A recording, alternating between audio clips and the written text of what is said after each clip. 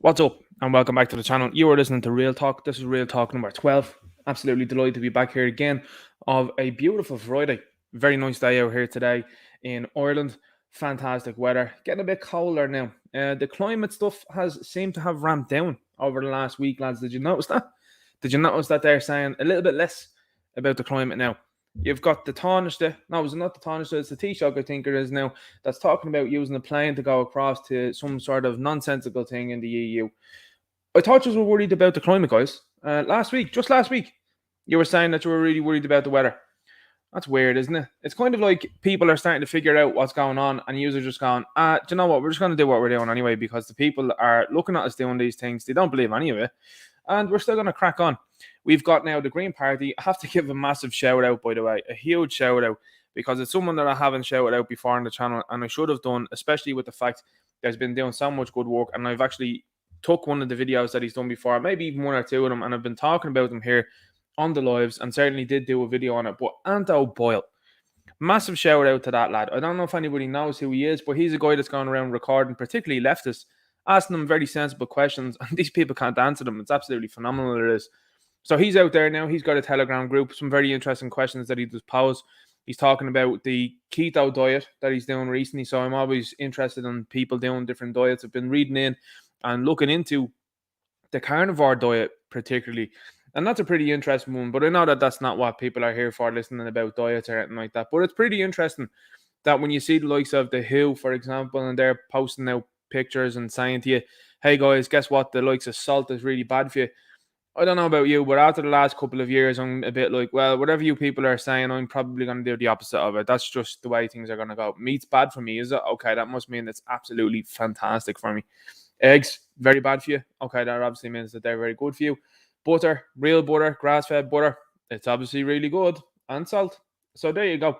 You got to look at these things, then you got to look at some of the, and what I like to do as well, I like to peruse YouTube now and again, and I like to see what people are saying about these different diets. And again, I know this isn't the show that talks about diets and that, but I just find it interesting that a lot of people that are talking about going on to the carnivore diet say and report that they feel a lot better, they've dropped a lot of weight, and they've been at an all-time high in terms of energy. I think that's really interesting, that one. Meanwhile, you look at all the processed stuff that we eat, and you got to look at that and say to yourself, well, who owns the companies that they're producing these things from?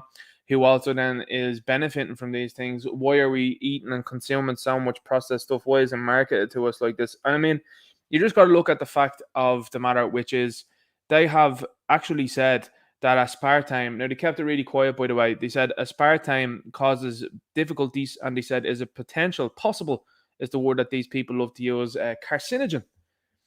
So, did any of these drinks companies take that out of their drinks? Coca-Cola, Fanta, Club Orange? No? Club Orange, I might be speaking out of school here when I say that. I don't know whether they have aspartame in it. I would assume that they do. An awful lot of these companies do have it in now. Lucozade, that's another big one, by the way, because if anybody noticed, I certainly did, because I have a very good palate when it comes to these things. Lucozade changed the recipe about 10 years ago, and it has gone weird, I think, the taste. And what is now found in Lucozade? That's right, aspartame. So it's in the original one and it's in the orange one. And if you're someone that's like, oh yeah, I did notice a difference between those, well, there you go. That's what it is.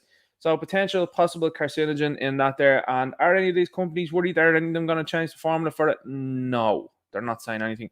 What have they been saying in the media lately about drinks companies? Oh, that's right. Yeah, they've been talking about the likes of energy drinks and saying these energy drinks have been putting too much caffeine into these drinks. Okay, so what did you do? Well, we had to recall all of these drinks in Canada, and it looks like we might have to do the same worldwide. Right, okay. But the stuff there that has a potential carcinogen in it, what did you do with relation to that? I know they're still on the store shelves there. Okay, so these people are all about your health, and are they? They're really about your health. Something else that's cropped up over the last couple of weeks, I've been talking to a couple of different people, and as you know, I'll be showing you here tonight now as well too. There's an incident that has been reported on CNN, of all places, funnily enough, and it is suggesting that when you take a Voldemort from the last couple of years and take a Voldemort then with relation to the flu. Do you remember the flu? That went on a bit of a sabbatical there for 2 years. It was a conspiracy theory, by the way, the flu for 2 years now. And now it's back. It's done a great comeback now. It's like Rod Stewart, maybe. People might even say Ninja, you should be talking about Billy Idol when you're talking about comebacks. I don't know. Some people have said that. But anyway, we'll get into it and we'll say this. Interesting to see now they're starting to report little things like that now, isn't it? And I think it's beginning now. I'm starting to hear it from different people. People are getting very comfortable now with telling you that when you talk to them about heart issue related things, they say to you, the first thing they now say to you is, I wonder if that's related to the Voldemort. And you look at them and you go, whoa.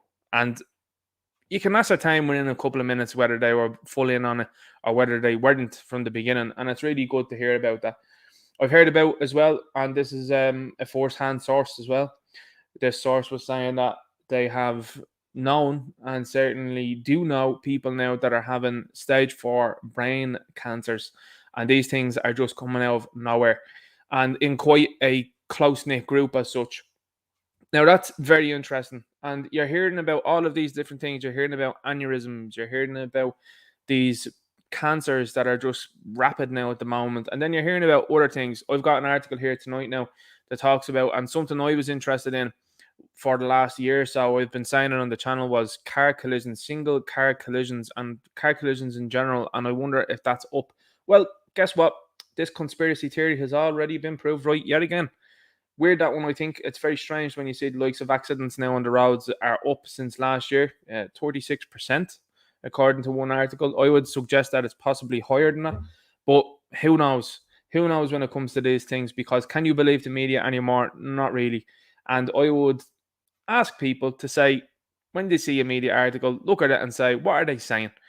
You know, we've got a couple of them here tonight that I'll be showing you and be talking about it. So it's been another interesting week when it comes to news and the news cycle, because I think right now you're seeing the government hit panic mode. They know that 2024, as you know as well too, it's not just them, but they know that 2024 is bearing down on us quite fast. And there's a lot of politicians now hitting the panic button pretty early, and they're trying to say the right thing right now.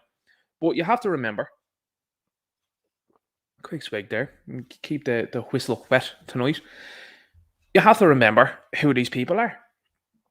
I mean, I keep saying it to people. I keep saying, if you know somebody and they say to you, hey, mate, can I get a loan of €20? And you say, not a fan of giving loans out, but sure, look, you're a friend of mine and I'll give you €20.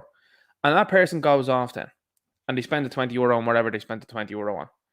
And then they don't come back to you with the €20. And you'll be like, listen, what started that €20? And they're like, oh, I can't get that to you now. No, I'm very busy. And then you see the likes of people going out. I seen this article recently where a woman was saying, now again, hilarious, because when you're looking at things from the way we do nowadays, women are getting played at their own game with other women, which is absolutely phenomenal. Because now when you're seeing in the likes of America, statistics wise, by the way, they're saying that when women are marrying women, so particularly in that community, it's a 75% divorce rate. It's interesting, isn't it? And when you hear the background on that, they feel that they're not being ignored, they're not being listened to, they're not feeling valued, and they don't feel equal. So they wanted to blame men on that one, and they're doing it themselves. But anyway, what was I saying there? Yes, I was talking about this person then was saying that she went on a dinner escapade with another friend, a co-worker, and anyway, the co-worker was out posting lovely pictures of her abroad and doing other things, and this woman wasn't getting her money back. And I was like, well, welcome to the world of what it's like to be a man. So anyway, going back to what I was saying, this kind of coming full circle now, what I was saying there. That mate that you give 20 quid to and they're out living the high life and coming back and never giving you the 20 quid again, would you give them €20 again? Is what I'm saying. Most people out there would say no. They'd say no. There's probably about, and I'll always say this when it comes to these type of things, about 90% of people would say no. 10%, yeah, they probably would again. There's always about 10% there that say, sure, look, you know, they've a hard life or whatever, and they give them the money. That's not me. But anyway, when it comes to this, you got to realize that when it comes to votes, the same sort of thinking needs to apply. About 10% of people will still give these shams votes no matter what, because they'll believe anything. So when Leo Varadkar, they're not going to do it anyway, by the way. I heard a great Spaces during the week. Big shout out to Toby and a big shout out to Mick O'Keefe, who did a brilliant Spaces during the week. And they had Satirgal Sodra, they had Gavin Pepper on, and they had various other people as well on also. But I happened to tune in, I did, and Gavin Pepper was talking. And I have to be honest with you, when I heard him talking, I was just nodding my head going, I agree with everything he's saying. I agree with everything. He was talking about as well, and this is something that's pivotal, and it's very insightful because, and when I say insightful, not violence or anything like that, insightful to look at how things are. When Gavin was talking about people in areas, he's like, the youth all know us, and they do. The youth know Gavin Pepper in and around his area. They know the likes of Philip Dwyer. They know the Irish Inquiry. They know the Irish Git. They know Anto Boyle. They know all of these guys. So the youth know all of these people, they do. But what's interesting, what was something that was highlighted by Gavin Pepper, was that they need to knock around on doors. If you're looking for votes, which as a nationalist, there's no better time to be doing that right now. If you're knocking around on the doors, that's not what these politicians are doing. These legacy politicians, these politicians that have been sat there now for a very long time. What are they doing recently? And I said it before as well. They're dropping leaflets around to people's houses. So when they're dropping leaflets around to people's houses, what's happening is they're trying to avoid contact as much as possible because they'll be questioned on the door. They don't want to be looking bad. They are realizing as well too that people have no qualms with filming them either and their responses. So if you're looking at videos, which we often do, of Derek Bloig, big shout out to Derek Bloig as well too, talking to Leo Varadkar and asking him a question, and Leo Varadkar actually blanking him and not answering the question. These people don't want to do that door after door after door after door, because now they don't know how people feel about things. They've pissed people off with relation to the Voldemort. They've pissed people off with relation to the borders. They've now pissed people off as well when it comes to all of the crime going up in various different parts of the country. I mean, Helen McEntee, I have an article here tonight, but I might as well spoil it anyway. Helen McEntee is talking and gloating about opening up another Garda station, I think it is, or no, I think it's having more Garda recruits in Meath. Listen, you are actively telling people that you're failing at your job. That's what you're doing.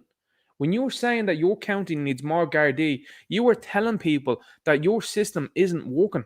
You are telling them that the system at large that's been played by your party and the party that's beside you and the other third little idiot of a party that's keeping the whole thing propped up in the Green Party, you are telling people that you're failing. That's a fail when you're telling them that you need more police. Meath is a rural county and there isn't much going on in Meath over the last number of decades. Absolutely nothing. And in the last decade, there's started to be rampant crime. I don't know why. What has happened? Have you seen some of the videos that have come out of Navan? I have. Have you seen what the population in Navan looks like now? I have. So it doesn't take a genius to figure out what's going on. And these people will try and slink and slither any way they can. And this is the sort of stuff that you're seeing already. The Healy Rays are out mouthing out them now, saying, guess what, guys? We don't think that the borders are tight enough. That's interesting because that's come out in the same week that the Healy Rays are being caught now, taking payments allegedly, spectively. Do we even have to say allegedly, spectively? But they've been taking payments, they have allegedly, spectively, for housing people not of this land. Now, that was what the big hullabaloo outside the door was about, by the way, when they had one of the Healy Rays walking out through the people. Now, I would even say, out of everybody, the Healy Rays are small fish. Are they part of the problem? I would say so, absolutely.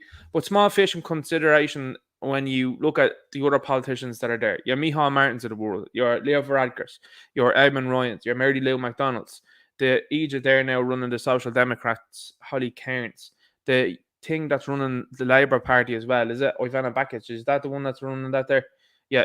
All these people that are there, the people before profit, another group of absolute idiots that are running around in there. These people are no longer needed. You're surplus to requirements now. Politicians as a whole in this country are surplus to requirements. They are not needed. They are just administrators for the EU, as far as I'm concerned. And that's an honest opinion. Because all you're seeing is nodding dogs and people saying, oh yeah, no, we're going to do this, that, and the other. And you're going, well, what's the story with the Irish people? No time for that. No time for that. No worry about that. And meanwhile, then you're seeing crime go up around you. You're saying things get more serious. And then you're saying to yourself, okay, it's on now at this moment in time. And then they're trying to start up a problem then in the Middle East and they want to send you over to that. Now, here's the thing, and here's the more serious point of it. The Yanks are going mad they are to get into the Middle East, and they are nearly boots on the ground over there now at this stage of the game. They bring the Brits with them, they will as well eventually, because that's what they always do. But the thing is this, imagine being a Yank and being in the army and them telling you, looks like you're going to go over there, lads. How ridiculous is that? And I mean, look, people, you get this thing, right? And I'm just going to go around and say this. You get this thing you do in the likes of movies, and you get this thing in America in general, this idea of valor. There's nothing glorious and there's nothing, I don't think, courageous about following the will of politicians that are just blindly sending you over the places for various reasons. And a lot of that's got to do with money, for them to earn more money and for their buddies to earn more money. They would have no interest, and they have shown it as such, to be putting on and strapping on the vest and going over with a helmet into these places. They wouldn't do it. So why are you risking that? I don't understand that. Can someone please explain that to me? Why they would do that? We're keeping the world safe. Yeah, that kind of seems like Team America there. Have you ever seen that film? Because I thought that really deconstructed the whole notion of what yous are saying. But anyway, that's just me. So we'll crack on into the show anyway. It's great to be here of a Friday night. Again, as I always say to people, you got to be positive. You keep yourself positive, because that's what's happening now. People are positive. They're going out doing good things. You have people, by the way, in the government and in the media that were slating people that were on our side of the fence, the nationalists, the patriots, and saying, oh, what's the danger for the communities? These boyos are out in the communities and they're marching with the communities. And now these people in the community are backing these individuals, and they're going, uh-oh, in the likes of government, they're going, whoops, we're at making a big miscalculation there, because guess what? Looks like a lot of people support Gavin Pepper. Looks like a lot of people support Philip Dwyer. Looks like a lot of people would support Michael Connell if he decided to run where he's running. I say where he's running, you know what I mean? So these things are now coming to the forefront. And again, Derek Blythe as well, too, another guy as well that's going around knocking on doors, getting good receptions. And all they have to do, and again, this is just going back to what Gavin Pepper was saying, all you have to do when you turn up to these doors is have a super cut of what these politicians are saying. All you need in the likes of Cork is the quote from Micheál Martin. We want nothing to do with looking like a sovereign nation. And then you have them going like, oh, we have to protect the borders of Ukraine. That's totally hypocritical. And not only that, he's more interested in another country than he is our own. You not find that to be strange? I certainly do. Anyway, we've got Derek McManus in here. Says I'll be in Baltinglass, County Wicklow on Tuesday to host a display on behalf of Germain's Hotel. Anyone in the area, feel free to attend. Era only B1014 says custodians inherited land from the sacrifice of the martyrs. It is not for international bad guy NGOs to give away to the waifs and strays of the world. Fully agree with you on that one. And do you know what? I saw a quote earlier on, and it said it was the Traditional West, I think, post that was there on Facebook, and they said you wear the face of your ancestors, and you have to keep that ancestry going. And do you know what? I sat and thought about that quote I did for about an hour. Just every now and again, it'd come back into my mind, and I'm sitting there going like, how powerful that image is, like, to even think about that. And this is what's going on now. You're seeing them, they're trying to dilute that. They're trying to tell you that your ancestry doesn't matter.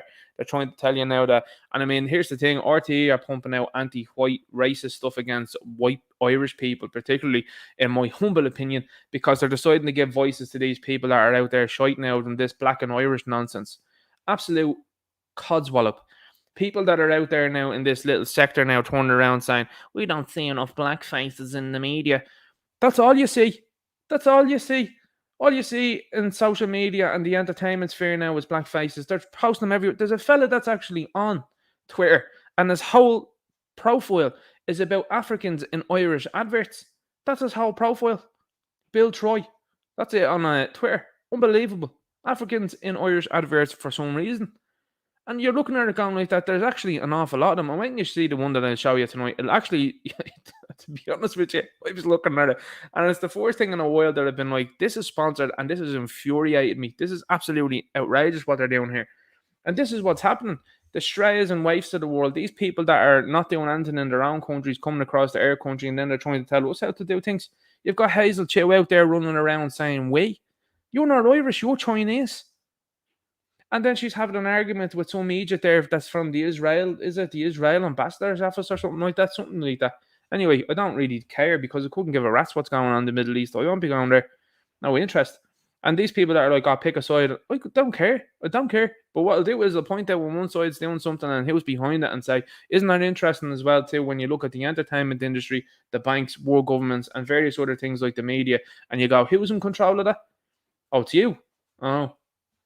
Who's been barred from 109 pubs? I don't know about you, but if I was barred from 109 pubs, it probably starts thinking that I'm the problem. I don't think I'd start. I think I'd know. Do you know what I mean?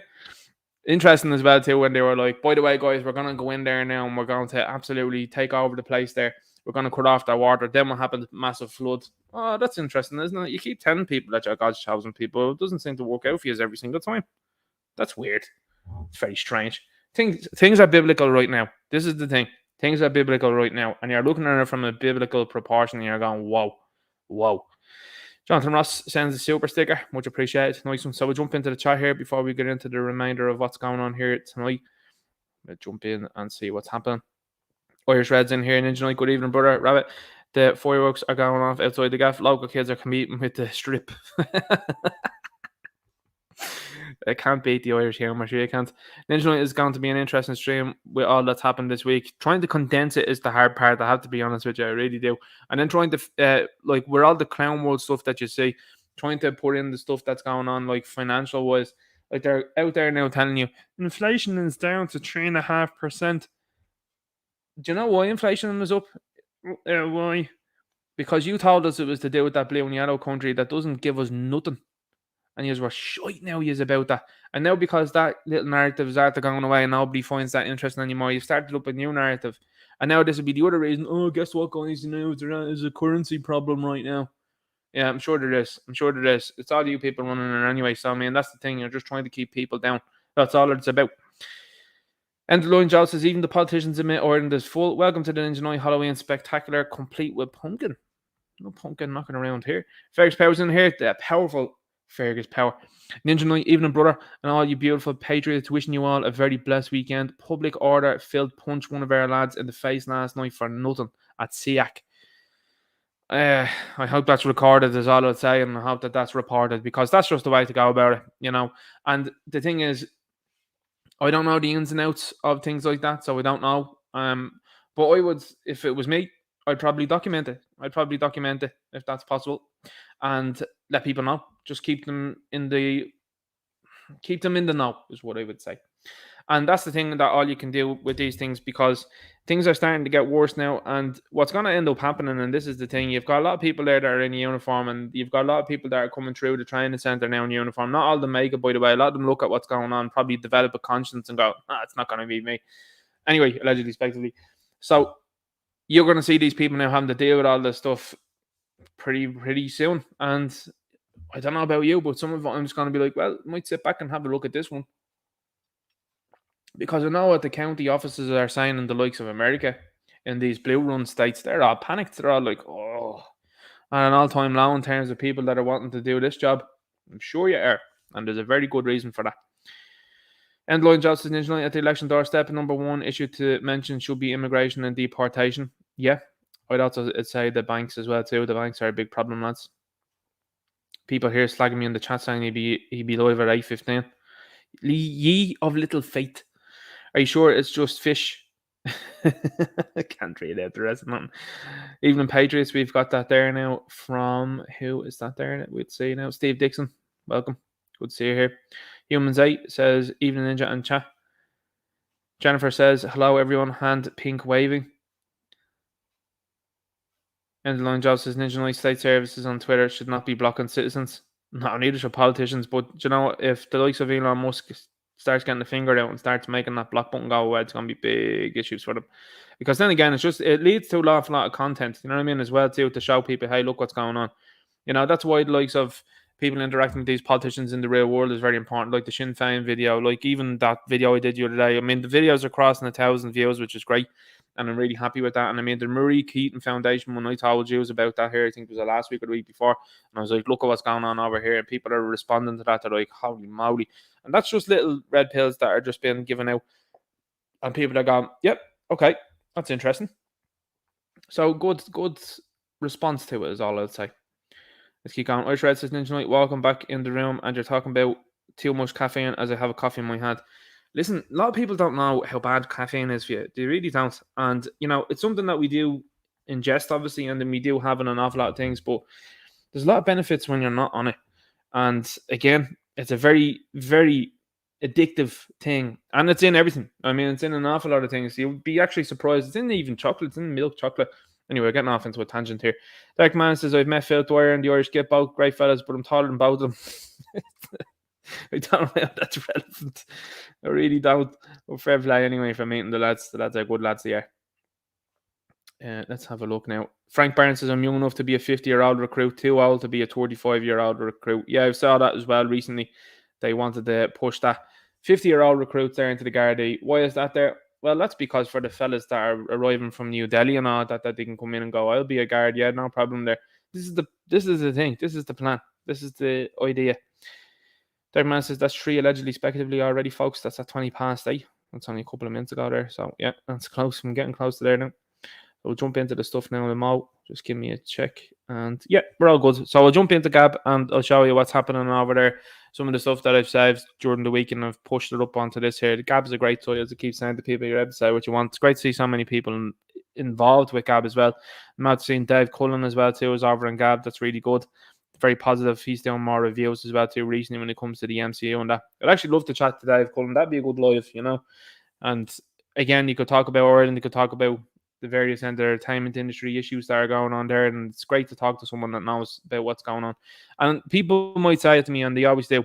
You know, I see some numbers on some videos that are good and some that are a little bit lower, and people not sure about what the channel's about. But that's the reason why it's, you know, you never know who's a fan of, say, DC or Marvel or Transformers or Power Rangers that feels the way I feel, and they're like, oh, it's an absolute swarm of weirdos that are hanging around these things that are promoting them. And then you go, no, it's not. People like me and you exist. So anyway, we'll start off with this here because this got a lot of people talking during the week. And now I'll do a video on this one, I will individually, because it probably warrants it, to be fair. But we've got Leo Varadkar here, and Leo Varadkar was guffawing over him on Twitter saying that he had gotten his flu Voldemort, and I said, that's absolutely hilarious. Hope you have, and I hope you've kept yourself up to date with the likes of the C19 ones as well too. Hope that's been up to date now with you there now, Leo. I'm sure the nurse is saying to this fella, you don't mind the little prick, do you?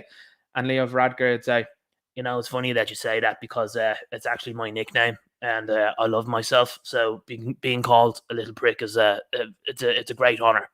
And she's looking at him going, I don't really know what you mean. I don't know how you're taking that as a positive thing. So anyway, you could take that another way as well. So I'm sure there's another lot of people that'll be out there that'll go, you could have went the other way with that one, Ninja. And, you know, again, you could, you know, because Leo probably is a fan of those type of things. Anyway, we'll move into this. So just visually, right? I looked at this picture from the beginning, and the first thing that just catches my eye, we'll get to the other thing as well too, because other people talked about the other thing, and I'll get to that. I will get to that. The first thing that got to me was this. Why is she not wearing gloves? Is that not unsanitary? Is that where the profession... Listen, I'm asking rhetorical questions here as well too. I know that. I really do. I know that this is where the profession is at, lads. I know that. Okay? I know that the profession is in and around the lower levels of thought about in the last couple of years. People have very low expectations from the medical profession, and they have had those low expectations for quite some time. But anyway, why is there no gloves there? That's the first thing I want to know, because that's unsanitary. The second thing that everybody else noticed as well too, and I did too, was, isn't it odd how these people seem to do pictures from this side? They never show from this side over it and like that, where is the syringe? Now, I can't see a syringe in her right hand, and I don't know what she's pushing the lever with. I think you might call it a lever. I think that's a fair thing to say, isn't it? Hang on there for a second. I need to plug in the old laptop. Well, back here. This is what you get with this Gonzo production, lads. This is what you get. So you've got this here, and I know, is it the plunger? People might say, I don't know whether it's a plunger, lever. I'm not very up there when it comes to medical equipment or anything like that. You know what's going on? So we've seen things like this happen in the past, and in fairness to the Yanks have it down to a T now. They do, lads, right? Because when they showed the American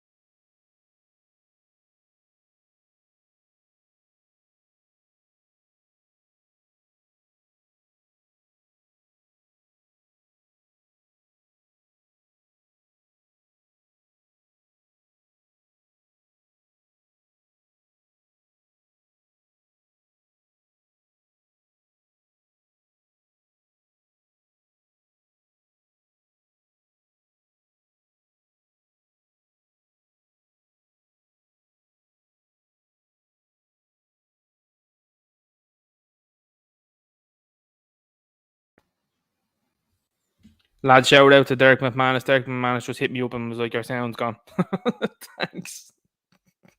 Will someone hit me up in the chat and let me know where I was at last, will you? My God, this is what you get this Gonzo production. I do apologise. I do. Did you see that Alejandro Garnacho was in a bit of bother? Posted what did he post? A picture he did of him and various other Manchester United players with Andre Onana, and he had a gorilla emoji. And now some woke idiot somewhere is at to take an exception to that. And they're like, oh, you can't do that. And Andre Onana is like, hey, everything's cool. Let's see. Let me know what I was saying last, will you, just as an hour on that? What was I saying last?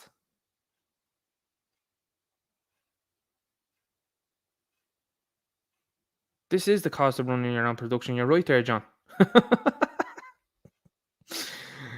You're absolutely right there when it says that. Yeah, 100%.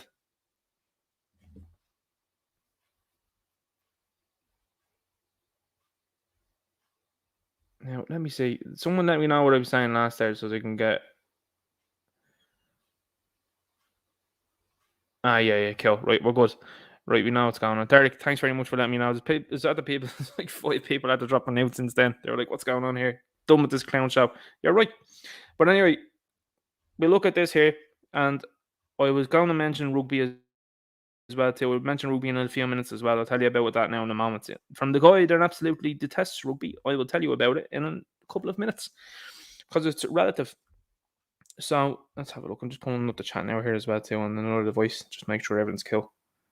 Yeah, Zarowski, yeah, great comment. Why don't the nurses spill the beans and all of this? I 100% agree. Like, does anybody know this person? Do you know what I'm saying? Like, how do people not know these people that are administering these things? And like, why are they not saying, "Hey, look what's going on"? Like, there's a dude that comments on this channel. Now, I don't know. He says he is right, but he says that he's Desi Ellis's nephew, right? Now, I don't know whether he is, but the dude always sends like laughing comments, been like, "Bro, I'm telling you, I'm him." And he's like, "We fully agree with you. I think the dude's gonna lose his seat." Like, I mean, he's talking mad stuff. So anyway, I don't understand how these people are getting on and they're going, "Oh yeah, no one said that to them." Very strange. But what have we got here? We have a nurse that's not wearing gloves, and we have what seems to be no syringe there. So we know that these are theatrics. We've seen these theatrics beforehand. We have seen them all too many times. The Americans were at it, where Kamala Harris was at it. The various other parts around the world where they had people that went onto TV and went, I ain't getting this stuff here. It's after being made up. We told you not to take it if the orange man told you to take it, but we're telling you to take it and we're actually mandating it for you fools. Do you remember when there was a fella here, an Italian fella, Vittorio Bufacci is his name, buffoon, I would say. This fella that's in the media, and he was saying, Ireland should be making this mandatory because the Austrians decided, yeah, that's what we'll do. Austria has a great history, doesn't it, with doing things in the past? Bit close to the bone there now, wasn't it? Yeah. Oh, yeah, bit close there now. They have a great history with telling people what to do forcefully, don't they? Yeah. Oh, yes, they do. So here we go. We've got Leo Varadkar here now. Leo. Did you know, by the way, that Leo has 2 sisters? Did you know that? So Leo has 2 sisters. He does. One of them is a doctor. She's actually working for the NHS, actually in a very high position in the NHS, which I find to be quite ironic, given what's going on. The other sister, I don't know what she does. But could you imagine the disappointment in the father? Could you imagine? Now, I've heard rumours. And I don't like to be speculating and I don't like to be gossiping. That's not what I like to be doing. But I've heard rumours. And you know yourself, I was talking about ancestors earlier on. Imagine the father sitting there going, 2 girls, 1 boy. The name's going to be carried on. Oh, no, it's not. Well, you see, sometimes these things seem to figure themselves out. Now, I do know that people like Leo Varadkar, because you've got another couple that are out there that are 2 weirdos they are, that are at being promoted on magazines and papers of how brave and stunning they are. 2 fellas that are out there going, we bought a child. Oh, no, you said you got IVF, but yeah, okay, right. But you bought the child, yeah? Okay. That's what you did.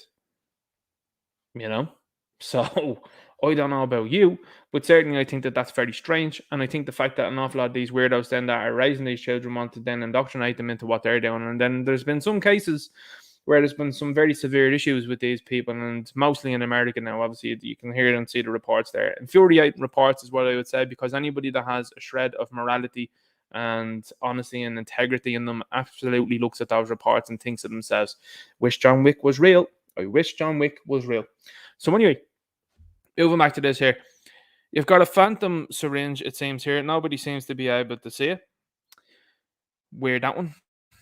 Weird how you took it from this angle and that was the one that you decided to publicise, isn't it? Why is there nothing from this side? Now, I would also argue that the shadow as well doesn't seem like there's anything there that could be a syringe. Now, someone might point to this here. I don't know. Again, this might take someone with a good imagery or whatever imagery sort of application or whatever and see what's going on here. But first of all, the gloves not on the hands unsanitary to me, I would assume. I mean, she could have been eating a packet of Walkers just before this happened, or a packet of King, or a packet of Tato, or whatever she might have been doing. She could have been doing anything. And then you're going to be doing that there. I just find that very strange. You know, any nurse that I've ever interacted with, ever, when it's come to doing bloods or come to doing anything like, not like this, because I wouldn't take one of these now, to be quite honest with you. But when it's coming to do that or anything like that, they're always wearing gloves. So this is very odd, and it was the same sort of stuff that we've seen as well too during the last couple of years. Remember when Micheál Martin was going out there with the old long tufts of hair around the side and the back of his head there, and he's going, "Oh, I'm going to get the snow. Look at me." And your government advice, this is how stupid you were, by the way, buddy. Your government advice was to wear a short sleeve t-shirt, any of those type of things. What did you wear, pal? You wore a long sleeve shirt. Very strange. And again, didn't seem like a woman put any cotton bud on you or anything like that. Very strange. Very odd situation there now, you know what I mean? But everyone's starting to look at these things and they're starting to realise sooner rather than later, like, this is all codology. So anyway, Leo Varadkar got lit up in the comments when it came to that. Yours truly was in there saying, hey, I hope you have taken this. I hope you've taken even more of them. And I hope you will in the future. And I hope you're up to date on your C19 ones. Because guess what? There's actually been a report from CNN that don't look good when you take this with a C19 one. Yikes is all I would say. So I'll go on to the next story here. Just another brief one because I just got to show you the clown world that we live in here. Dublin woman fired by Israeli company over anti-Israel social media posts. So Irish, is that what the woman looks like? Is that the woman? She'll be okay. She'll be all right. She'll be fine. Irish employee. She'll be all right. Anyway, Irish employee of Wix dismissed after labelling Israel that on social media. Okay. Has anyone said she's lying? Has anyone said that? You know? Now, again, I'm not one to pick sides here. But what I will say is when you're a group of people that seem to cause an awful lot of bother around the world, I have very little sympathy for you. And that goes both ways. Don't really give too much of a hoot about the other side either. But what I have seen is, and I will say this to you, and I'll be honest, I have seen horrific things that have been done to the other side. You know, the group that are following a certain prophet. I've seen that. I've seen what has happened to them. Horrific stuff. I've seen what's happened to your side, and in comparison, it ain't much. You know, and it's horrific to say that. It actually is very bad to say that. But I think men, we view war and we view things that happen on war, and you go, well, okay, well, here's the thing. Your narrative has been taken down within 24 hours, it has. And these people don't know what to do either, by the way, because most of the Western world that live on social media now are looking at that going, that's another psyop there it is, and we ain't feeling sorry for that group at all. Even though they're trying to play the victim, and it's what they've always done for a very long time. But now we're going, and I'll hang on here for a second. You are starting this bother now. We are in one of the most fortified, secure places in the world. It seems like 500 fellas got in on paragliders they did. That's kind of unusual, isn't it? Where did they get this stuff from? This is like Iron Man, by the way. Do you know the fact that Iron Man was so ahead of its time, 2008? I have a suspicion. This is my suspicion.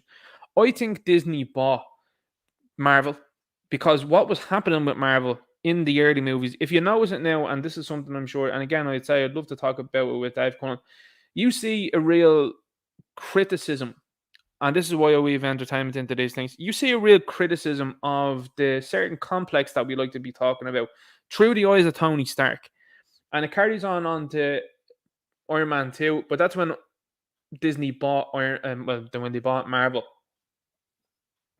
was in and around Iron Man 2, and they radically changed the plot. They radically changed scenes, so much so that it really pissed off Mickey Rourke.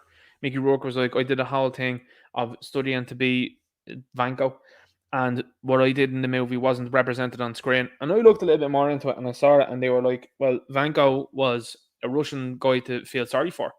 and he had nothing. And he was looking at it going, well, that's funny because what they just tried to do was they tried to make him a cartoonish villain, they did. And it's like, oh, that's odd how that seemed to pan out. But anyway, going back to that, that's the way they do these things. They don't want you to be looking at it going, hang on here, what's the other side doing? You know what I mean?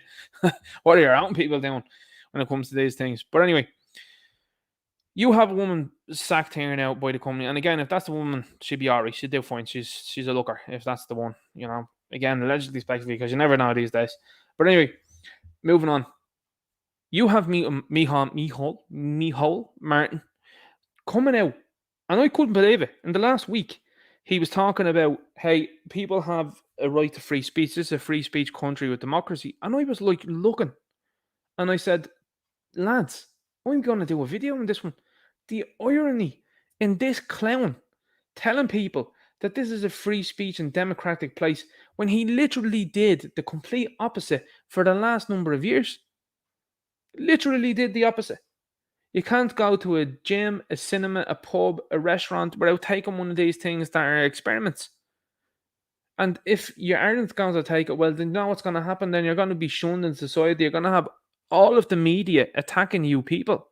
And with no holds barred, no politician, bar probably 3 or 4 of them, stood up and said what was going on about what the media were posting. It was an onslaught. You had one publication that posted a headline that said the minister had declared war on the unvoldemorted. Do you remember that one? And then they had to rescind that. And still in a way they were like, well, we rescind it, but not really. That's where things were only a couple of years ago. People have goldfish brains, they do. But the thing is, you got to look at this and you got to say to yourself, the hypocrisy with which this man is talking, the lies that he's telling. Well, we believe in free speech generally. Generally? What do you mean? You either believe in free speech or you don't believe in it at all. See, this is the thing, and this is what these snakes do. You ever see The Lord of the Rings? This is required watching for when you watch this channel. You need to watch The Lord of the Rings. The Two Towers. The Grima Wormtongue character is a politician. Politicians, I'm convinced about it now, that politicians are just unattractive actors. The politician is the Grima Wormtongue that is melting into the air. And I mean, the themes, the imagery, the story is all there.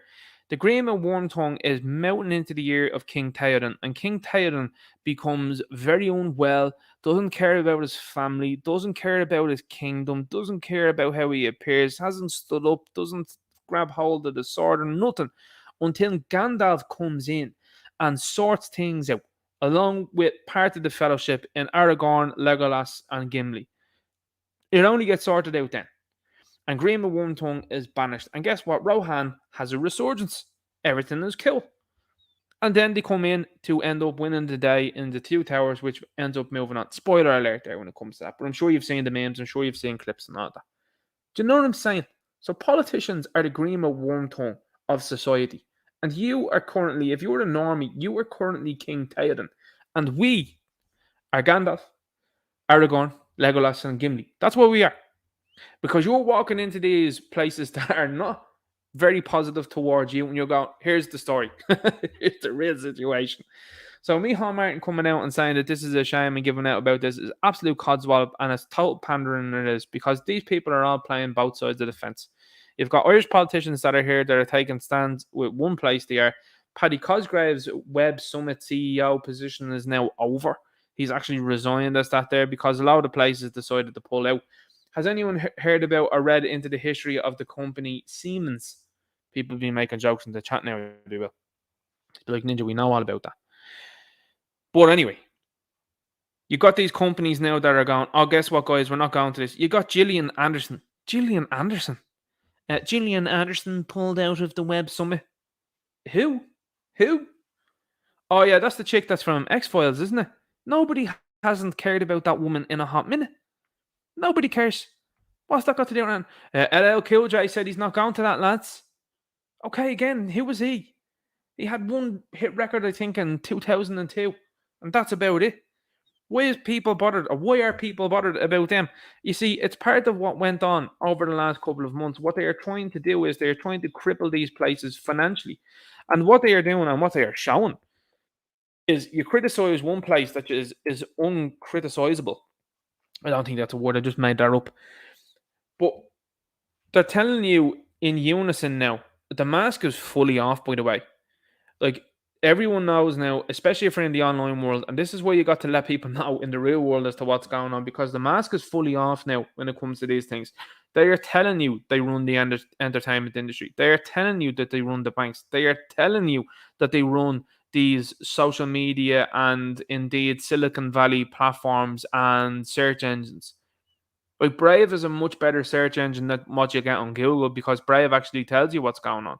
Not like what I showed you last week with Google, which was like, we're updating things from trusted sources. Trusted sources. It's been like 2 weeks since then. You still haven't been able to update it accurately as to what it is. You're trying to memory hold these things. This is what is happening. And now you're starting to see this be reared up again. And this is where you see it here with this woman. You're going, okay, so like, what difference is that? Like, how come that you can say this about Russia? No problem. But if you said it about the blue and yellow flag waving country, you're in a spot of bother. How come when you go against the narrative here again, it's Orwellian, isn't it really? And I was watching there yesterday or the day before, maybe no, it was, I think maybe it was last week. I was looking at Piers Morgan. Don't like Piers Morgan, but he had Douglas Murray on, and Douglas Murray was speaking. He was speaking, and guess who was on the panel here? It was Peter Tatchell and another woman, Ava, who has recently been involved with Lawrence Fox. And when I say involved, he's the one that commented about her after she made numerous comments about him, and he commented about her, and then they tried to cancel him as soon as possible. Now, I don't know about you, but I say to myself, well, she's obviously a very big, useful idiot and pawn that they're using to drive forward, because Peter Tatchell couldn't hold a candle when it came to a debate with Douglas Murray. Didn't know what to do. And I mean, all you have to do is look at Peter Tatchell's past and see the things he said, and it's out there. The fact that that fella is on public TV or even like social media is absolutely baffling to me. The fact that he's not in jail is baffling to me.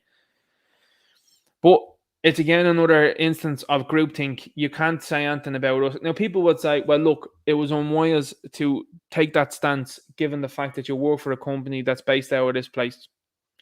Sure, okay, but I'm sure you have vegans that work for McDonald's.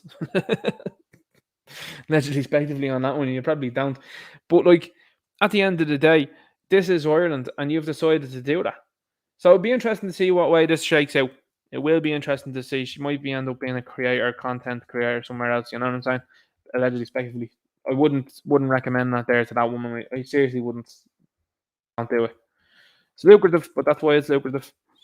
So we got this during the week, and you can see that they're starting to prepare for 2024, because they're going to tell you that Orange Man bad. Orange Man bad for letting these things out. And guess what? The guy that looks like he has a Mission Impossible mask on his face nowadays in Joe, he didn't know about any of this there. Joe didn't know. Joe did. That's going to be the slogan. Joe didn't know. Hey guys, Joe didn't know. Before we get into this, though, I'm going to talk briefly about the rugby community. Guess what, guys? I am going to talk about the rugby, the detestable sport, according to me, of rugby. Did you see what happened during the week? Because I'm going to do a video on it. I don't know whether I've run through this already or where people have heard it. Did I say about the rugby thing? People let me know in the chat there where I talked about the rugby thing. Chris Quirk's in here. Says, good evening, Ninja and all beautiful people in the chat. How's on? Let me know if I did talk about the rugby. Even if you hit like number 1 in the chat there, let me know. It just lets me know that I've said that or I haven't said that. The chat are actually slagging each other now. It's not helpful. It's not helpful, guys, when you do that. Let me know. Did I say it? You did one. Nice. Okay, so I'll get to the rugby thing. I will in the video. I will. Anyway, that's grand. I don't have to repeat that thing anyway. So it says this here: the Voldemort stuff there may slightly increase risk of stroke in older adults, particularly when administered with certain stuff like this. Now, it's coming from these, right? Good man. It's all good, man. You know. Anyway, that's an interesting name, as all I'd say. So this is now what we're getting. Why do you think that is? Because it's coming up to 2024 as well, too, and that's an important year for the Yanks as well. Important year for them, because guess what? They're going to be going and voting as well, and we'll wait and see how that one shakes out. That's going to be an interesting one to go. But I've no doubt in my mind that they're going to pull this out as some sort of magical. Oh, guess what, guys? We found this out. We did during our term, and it looks like that orange fella is very bold. Banned out, guys. So everyone's looking at this and they're like, no one's shocked about this. But this is, again, more proof to state the fact of me being right and you being right and other people being right about these things. To go, don't think this is a good idea. But have you met someone, and I know people, right? I know people. I know people that get these things, right, when it comes to these things, right, and then they still end up sick anyway. And I decided, to them, like, yeah, you're sick anyway. Uh, and now they cod you with the stuff that they're trying to cod you with a couple of years ago. It'd have been much worse if I didn't get it. You still got it, though. You still got it. Like, that's not a good response, you know? That's like me wearing a helmet playing hurling and then getting smacked and going, oh, the helmet didn't work. It didn't, but I got a bit of a brain issue now because of that there, because the helmet didn't work. Do you know what I'm saying? Like, why would you do that? Like, the helmet isn't working, dude, and it's ended up causing you an injury. So, like, what's the issue? Why do you keep saying these things? Oh, it would have been much worse. No, you still got sick anyway. You know what I mean? And anyway, what has happened to society? That people are falling over themselves about the flu. I know people that are in their 50s, and these people now are falling over themselves here about the flu. Oh, don't come near me if you're unwell. I don't want to get sick.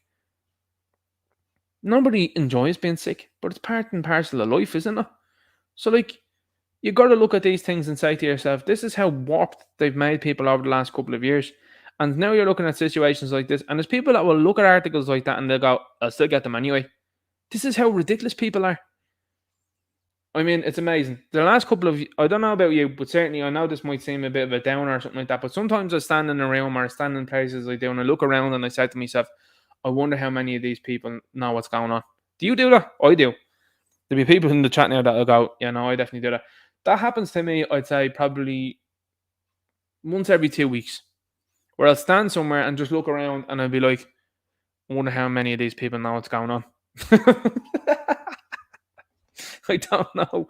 I don't know about you, but it certainly makes you think, and you just go, you know, what an existence we live. And then you talk to people who's talking about it even last week. You're talking to people about situations like this, and they're looking at you, and you know that it's something I seen even when Douglas Murray was talking to Jordan Peterson. Now I have my own opinion on Jordan Peterson nowadays because he's owned by the Daily Wire, but he was talking, and something that really fascinated me about what Douglas Murray was saying was, he was saying about how people converse.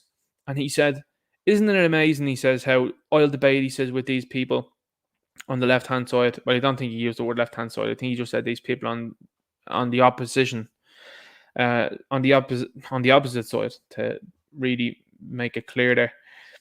And he said, I listen to what they say. And he says, that's the difference between me and them. They sit there and they regurgitate what they've heard and what they want to say and what they want to hear. He says they don't listen to what's being said and be able to counteract that or give a counterpoint to that. Not at all. And I've sat there and I was like, that's a fascinating observation, because I've thought that for a long time myself. And you, as well as I, know that you've gone to places and you've spoken to people and you can see them, that they are waiting to give you a sort of what seems to be like a pre-recorded response to something in a conversation.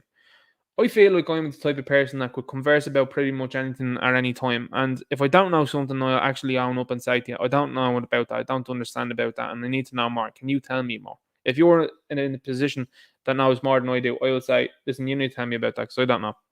Okay? Because that's how we learn. But you've got people there that are looking at, and you talk to them about what's happening around the world, and they go, yeah. So anyway, I was watching the football there last night, and it's just, you look at them and you're like, mad that, isn't it? And sometimes like I have to change subject like that because I'm like, this other person doesn't know what's going on at all. And then I change the subject and that person, you can see them. You can see them, they're like someone that's like in a raft out or at sea. And then you start to like pull them back in and they're like, oh yeah, everything's cool. You're looking at them, you're like, wow, that's mad. Imagine living that type of existence. Anyway, that's just me. I just thought I'd say that anyway, because I thought that was just me. There's a couple of people in the chat that are like, no, that's not just you. So anyway, moving on to this. Oh no, this is too small. Right, that's not good. So what we have here are things that have been leaked, and as far as I know, I think Gript leaked these. They did. So this is not good for the government, because why? These things now are very, very bad. Because what it shows is, now can I make that bigger? I wonder. No, this thing is stalling on me now a little bit as well. I'll be cycling through too many images at the one time. So what has leaked out here is the expenses that are being paid. So I don't know whether you can see them. It's probably a bit blurry here. I do apologize for that there. I might be able to pull them up on a different video when they end up doing the video. What your expenses that are being paid by the Irish government allegedly, respectively. Griffith did a thing on this. They did an article on it, and they lads, this thing got leaked out. It did, and it's talking about the amount of money that's been paid out to places to keep people in it. It's insane. It's in the hundreds of thousands in some categories here. So when the government tell you that they're thinking about raising the property tax, when they're thinking about saying to you, "Hey, I think we should keep the USC and we'll only lower it by 0.1%," when they do that and they tell you that you have to tighten your belt, think about these things here, because this should absolutely enrage you. The fact that hundreds of thousands are being spent on people coming into this country that are unwelcome guests, as far as I'm concerned.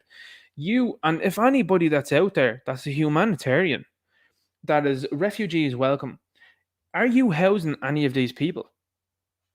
Because if you aren't, well, then you're a hypocrite. You're the type of person that's saying welcoming all these people in, and people like you and me, people that know what's going on, are footing the bill for this nonsense. People that are crossing countries, thousands and thousands of miles, that they're moving from one area to another to get to this country. Why? Because the incentives here are far too high.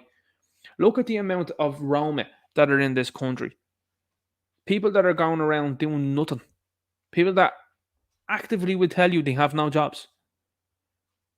Why are we doing that? Why are we importing these people? I talk to Romanian friends of mine, actual Romanians, because they don't classify the Roma as Romanians. That's what they say. They say that these people are from India. And I say, well, that's interesting. So anyway, these people are saying to me how bad things are run here, and that's why these people are running over to a country like this. And they say that people at home are delighted with Ireland. So Romanian people are delighted with Ireland because they've gotten loads of these people moved on out of their country. And the same can be said for other countries. Do you think that the Nigerians are very despondent and very unhappy about having so many people leave the country? Absolutely not. They're delighted they're going. Who's going out there? Chico. Chico there was out there causing a lot of bother around the town. And now he's over in Ireland causing bother. Lovely. He's over there now. Let him hang around. Kalechi. Lovely. You're over there. Hulda Balala. He's over there now as well too. He was causing a bit of mischief. What's that? The crime rate in Saudi Arabia is 0%, is it? I'm not surprised. Not surprised. So this is what you have here. You've got them now actually telling you how much money and how many of these places have actually stood up and said, yeah, no problem, we'll take that there. Nice one there, buds. Absolutely unbelievable. Look at 3 pages. And now I would even argue that there's 3 pages there and they will say to you, hey, that's not even the full amount of them. Allegedly, respectively, when it comes to that there. But you've got a serious problem now at the hand, and this is the big story. We will say that everything else that I'm going to talk about tonight here, kind of other than the Voldemort stuff, everything else here kind of pales in comparison to this here. Other stuff that's going on is clown world stuff. Let's be honest. When I talk about fellas dressing up as women, 99.9% of the population think that's absolutely ridiculous, and somehow we've been sort of pushed and bullied into sort of going, let's not think about these things like we should do, and let's not say what we should think about these things. You know what I'm saying? And instead, what we should be looking at and what we should be talking about is the fiscal and financial irresponsibility and, in my opinion, the treasonous nature of this government that have decided to pay so much money they have for people to come into this country and shove them into places and pay for them on your dime.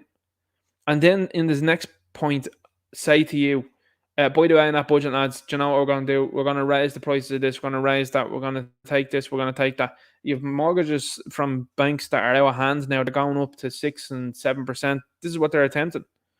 You have people that have been caught into thinking, well, I got a mortgage. It was 14%. Yeah, listen, we all know that these people are bad guys. Like, we all know that we do. But what you're not realizing, what you think is bad, when you hear 6%, you don't understand. You don't have the wherewithal to understand that 6% on a 6-figure is completely different than 14% on 27,000 or 37,000 or 40,000. Completely different. Because yes, I agree with you, it's high and it has been knocked about over time. But there's people out there that are an older generation that think, yous are doing okay. Are you joking? Are you joking? Because guess what? Your generation had the choice. They had the ability for one person to go to work and the other person could stay at home. This generation, my generation, don't. They don't have that choice. And this is the thing. People will talk about things as they are, and I will. And cross generational, there's a cross generational problem here in this country. Look at the standards that have been set for the last number of years. You've got standards that have been set so low by people, so low in general. We've such a low standard set for politicians. We've such a low standard set for the media in our country. We've such a low standard set for what it is to be one side of gender and one side of the other gender. You know what I'm saying? So these problems all are there. They all are in a serious, serious issue right now. And what we have at this moment in time is such a big problem in this country that it's actually very difficult to turn it around. Do I think it's going to be turned around? I absolutely do. And I think that this is the generation to indeed do that. I think that this is the generation to push it on, because I think what you're saying right now is a generation of people that are saying, no, I'm not having this anymore. And I'm not just saying them for my generation, I'm talking about the one that's just about ahead of us. You know, like that's why I respect the likes of Philip Dwyer there in particular so much, because he's part of that generation that have looked at what's going on, gone through the good times, and have started to look around and gone, holy moly, look what we've missed. Look what's happening here. And these are the type of things that are happening. So images like these, send these around to everybody that you know. Because if they start figuring out that, hang on here, there's money that's been pumped into people that have come into this country they have. Why is that not being pumped into Irish society? You hear people then talking about the FII and the problems that are there. And I mean, look, it's bread and circuses, by the way. Bread and circuses are a very important thing that these people use to try and keep people distracted. And you got to realize that. You got to realize that when it comes to all of these sports, when it comes to boxing, look at what boxing is doing at the moment. There's a fight between Tyson Fury and Francis Ngannou. Why? Tyson Fury is the better boxer. There's no doubt he's going to win. If he doesn't win, that's a very big shame for boxing, isn't it? Then you've got MMA there. You've got UFC for some peculiar reason signing a deal with Bud Light. You're like, this is a woeful idea. And now you've got people that are on the Republican side of the fence, or on the, I would say, the logical side of the fence, that are going, guess what, guys, we're not going to be signing up to UFC Fight Pass. You're going to lose money for this. Stupid decisions from people that are actually really intelligent. Dana White's a very clever man. And very clever man. He's a very clever man. And this is the thing. You're looking at these decisions, you're going, these are too stupid to be stupid. And then you see what they're doing here. So this is not for publication. So that's very interesting, that one, isn't it? Because now what you've shown is that you wanted to keep this hidden for as long as you can. How is this leaked out? Is it supposed to be leaked out? What are they trying to do here? My argument in a little way would probably be that they're trying to see what people will put up with. If this gets out there and enough people know about this, bad news. And all of the politicians that have voted for this are actually part and parcel of this here. They are part and parcel of welcoming this in and paying this out. I mean, there's some there that I'm even looking and I can see, and some of these payments that have been made to these places are a year's wages for most people. Some of them are double the payments for a year's wages, and some of them are treble the payments for a year's wages. Some of them are even higher than that. And I'm talking about major payments, even 10 times the amount someone would make in a year. It's insane. This is what's going on in our country. And at the same time, they're telling you there's a cost of living crisis. They're telling you that people can't afford houses. And these people and these companies and these areas are being given this insane amount of money to house people that are not of this land. What a weird world we live in right now, that you have people that are running the show here that are actively telling you how little they care about you and that they have zero interest in keeping you going for future reference, and they just are going to just keep moving as it is. Absolutely wild stuff that we're living with and we're looking at right now. I'll jump into this one because this is something that Gerard Murphy was talking about during the week, and he was talking about himself, and he was talking about the fact that he wasn't getting the child, his own child, wasn't getting them Voldemort or anything like that, and the big kerfuffle that was had by the doctor. So that was pretty interesting. Now, he said that they were at an impasse and that the doctor said, look, you're going to have to go and find another doctor, because what's happening is now people are starting to unveil it. They're starting to realize that you have a very big issue when it comes to the medical profession. So we already have a big problem here, as you can see with the likes of the housing situation. But now you have a big problem here when it comes to the medical profession. So an awful lot of things that are happening in the world right now. And indeed, when it comes to, hang on just one sec there, when it comes to the medical world, is starting to fall around, and not one domino is falling, but many are following now at this moment in time. You have people that are waking up to the medical profession. You've got people that are waking up to the politicians and the media. And here's what you're saying. This is something just from America, by the way. So, initial incentive payment 30%, and the members, Voldemort, $20 bonus per member. 40%, $45 bonus. 50%, $70 bonus. 60%, $100 bonus. 75%, $125 bonus. So look at this there. The money that's been made there per person is outrageous. And that's just in America. Can you imagine the money that's been made here? So that's just another thing that's gone on. And incentive programs are things that are allegedly, speculatively still in play. Now, I don't know. I'm not a legal. I'm not a medical professional or anything like that. Don't pretend to be. I wouldn't say that I am. But again, when you see things like that, I think that doctors probably should be wearing lab coats that have the sponsors on them, a bit like the old meme that you see there from the sponsors from Formula One. I want to see all the sponsors there. That's what I want to see. So going back on Garrod there, Garrod was saying there that he had a conversation with the local doctor. It didn't go too well. And this is what you get. I'm just making sure everything's cool there. I am on the chat. Let's have a look. Yep, everything's cool. So we're trying to get out of this one now and show you the rest of what's going on here in this clown world. Clown land, I think this should be called sometimes.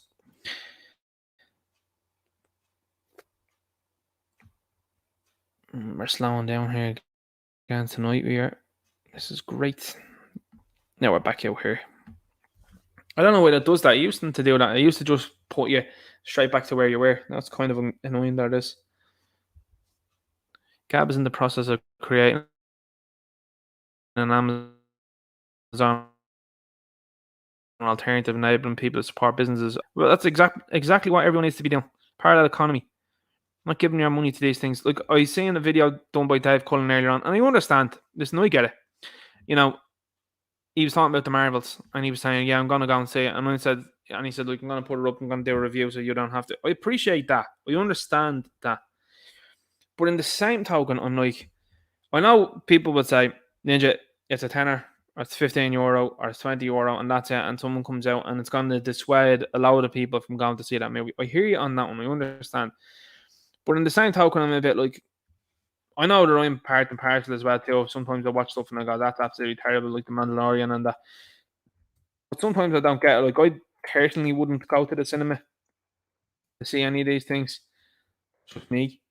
You know what I mean? I don't know how someone could sit through a movie and be like, "I'm not bored so badly by these things that I'm just going to keep watching it. I'm going to have everything then picked out." I appreciate it, though. I will say I do appreciate that. So anyway, Donahue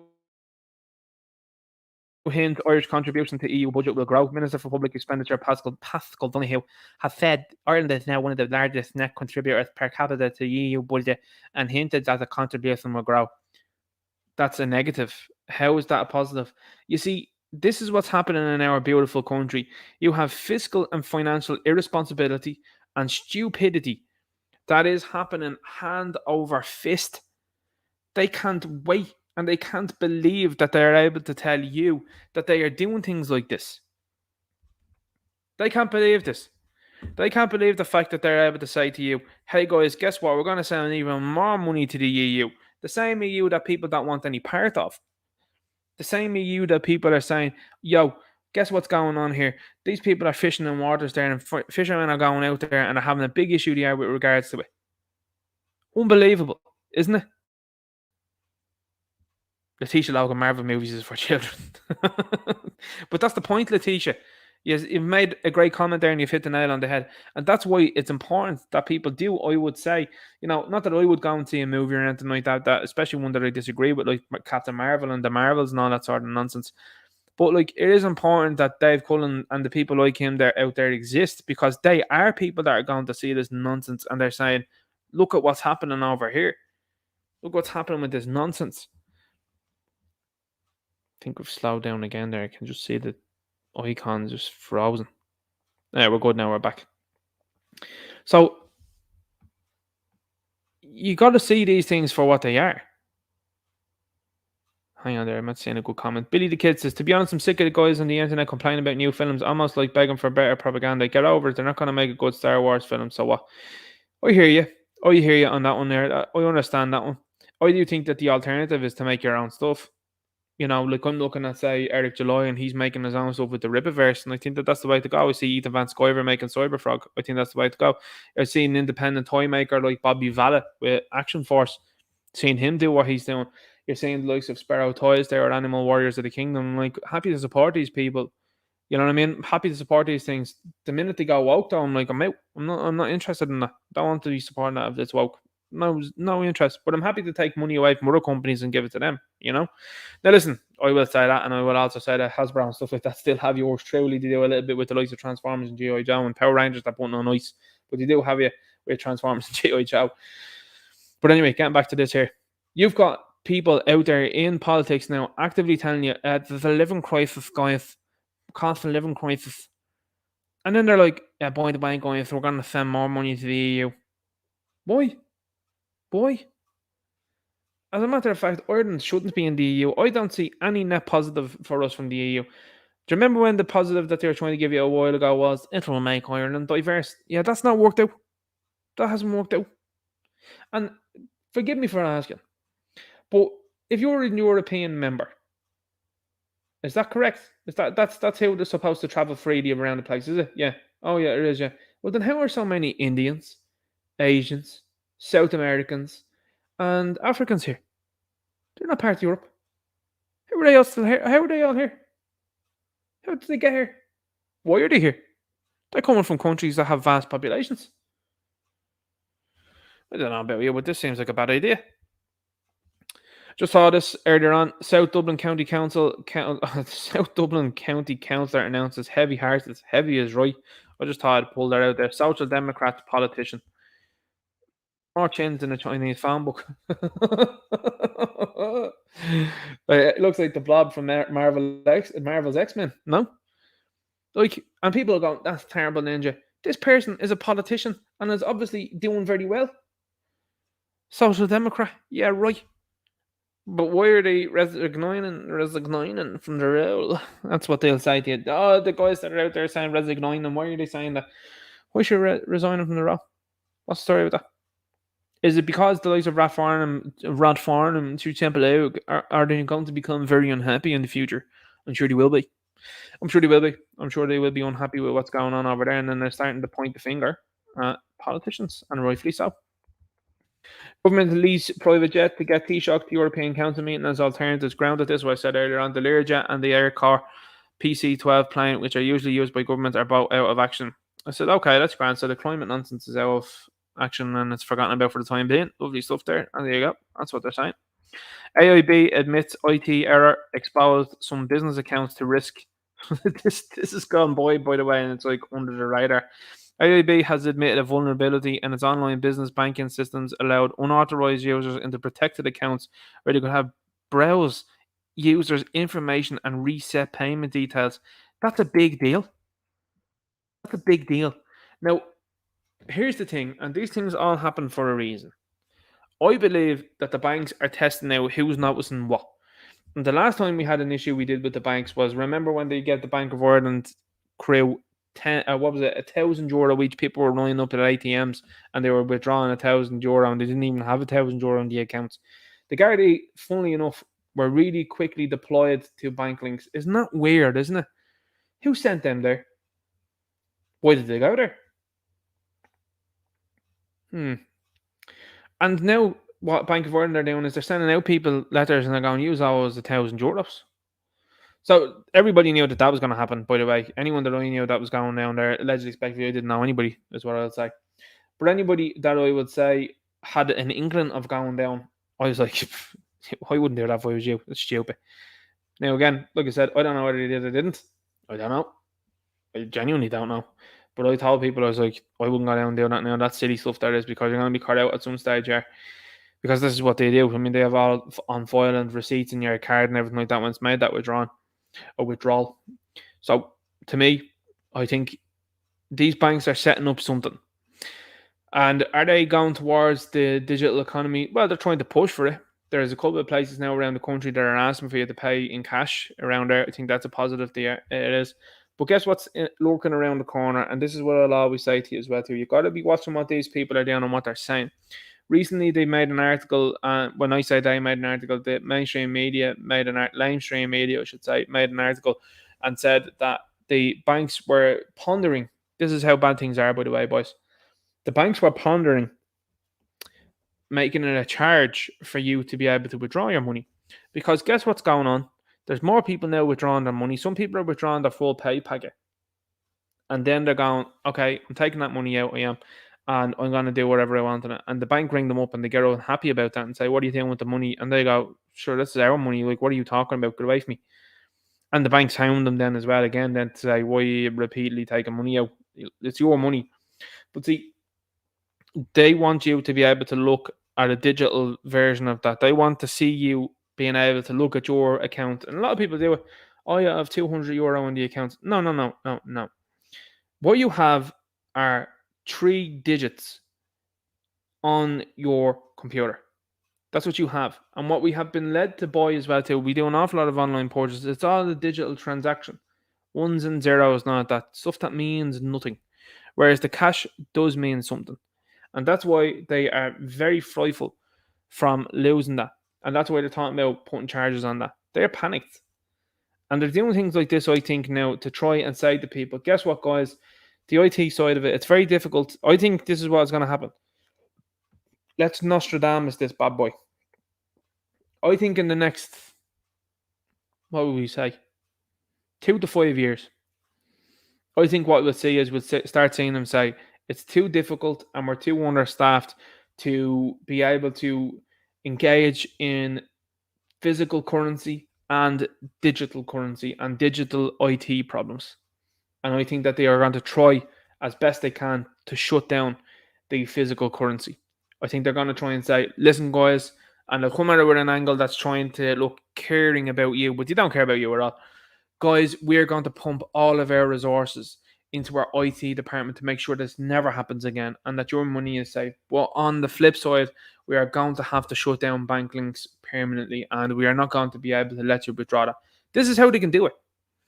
And then you got to look at that and say to yourself, well, if they can do that, then they move on then and say, okay, right, everything is cashless then in society, which means they control and know everything that you spend your money on and then have to say so because they are all wanting to link it to a digital ID. This is the whole plan. This is the whole thing for 2030. This is 7 years away. They want to bring it all to that there so that they can halt you. And this again is why I'll say and why I'll repeat it again. I said it last week, but I'll say it again this week. Why a social credit score system works out for lefties. Because they don't contribute anything. They aren't critical thinkers. They are just nodding dogs, happy to be patted on the head. That's why it appeals to them. The virtual and I would say virtuous nature of things for them, whether it be online pretending to care about certain countries and places that they would have no gumption to ever go to.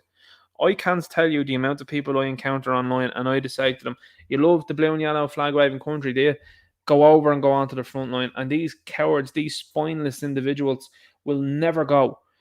But they are happy to cheer on issues in these places and will never go themselves. They're the same as well too about what's going on in the Middle East. I care about Ireland and what's going on in Ireland in my life. I don't really care about what's going on in a different part of the world that I'll never visit and have never any intention of going to. And there's plenty of countries around them, by the way, that should be housing them, not us. So banks, you need to be keeping a very close eye on what these are doing because these are talking about things here. This is a massive issue. And this has been swept under the carpet as quickly as it has come out. Like we've seen a lot of banking issues that have gone on for the last couple of years and they just don't want to tell you anything about it. Weird that, isn't it? They'll tell you like the bare minimum is what I'm saying. They won't go on about it and say, there seems to be an awful lot of these issues, doesn't there? What's happening? What did they report recently? Or they reported a fraud gang from Nigeria have actually set up base here in Ireland. Oh. Well, shiver me timbers, boys. Because guess what? It's like everybody here told you these things were going to happen. And now they're surprised. They're like, whoops, guys. Do you remember when they hacked in? Not them now, but another group hacked into the HSE website. And then they actively told people, Our servers are basically from 1997. That's an egregious error. Who was over that? Who was responsible for that? We keep going.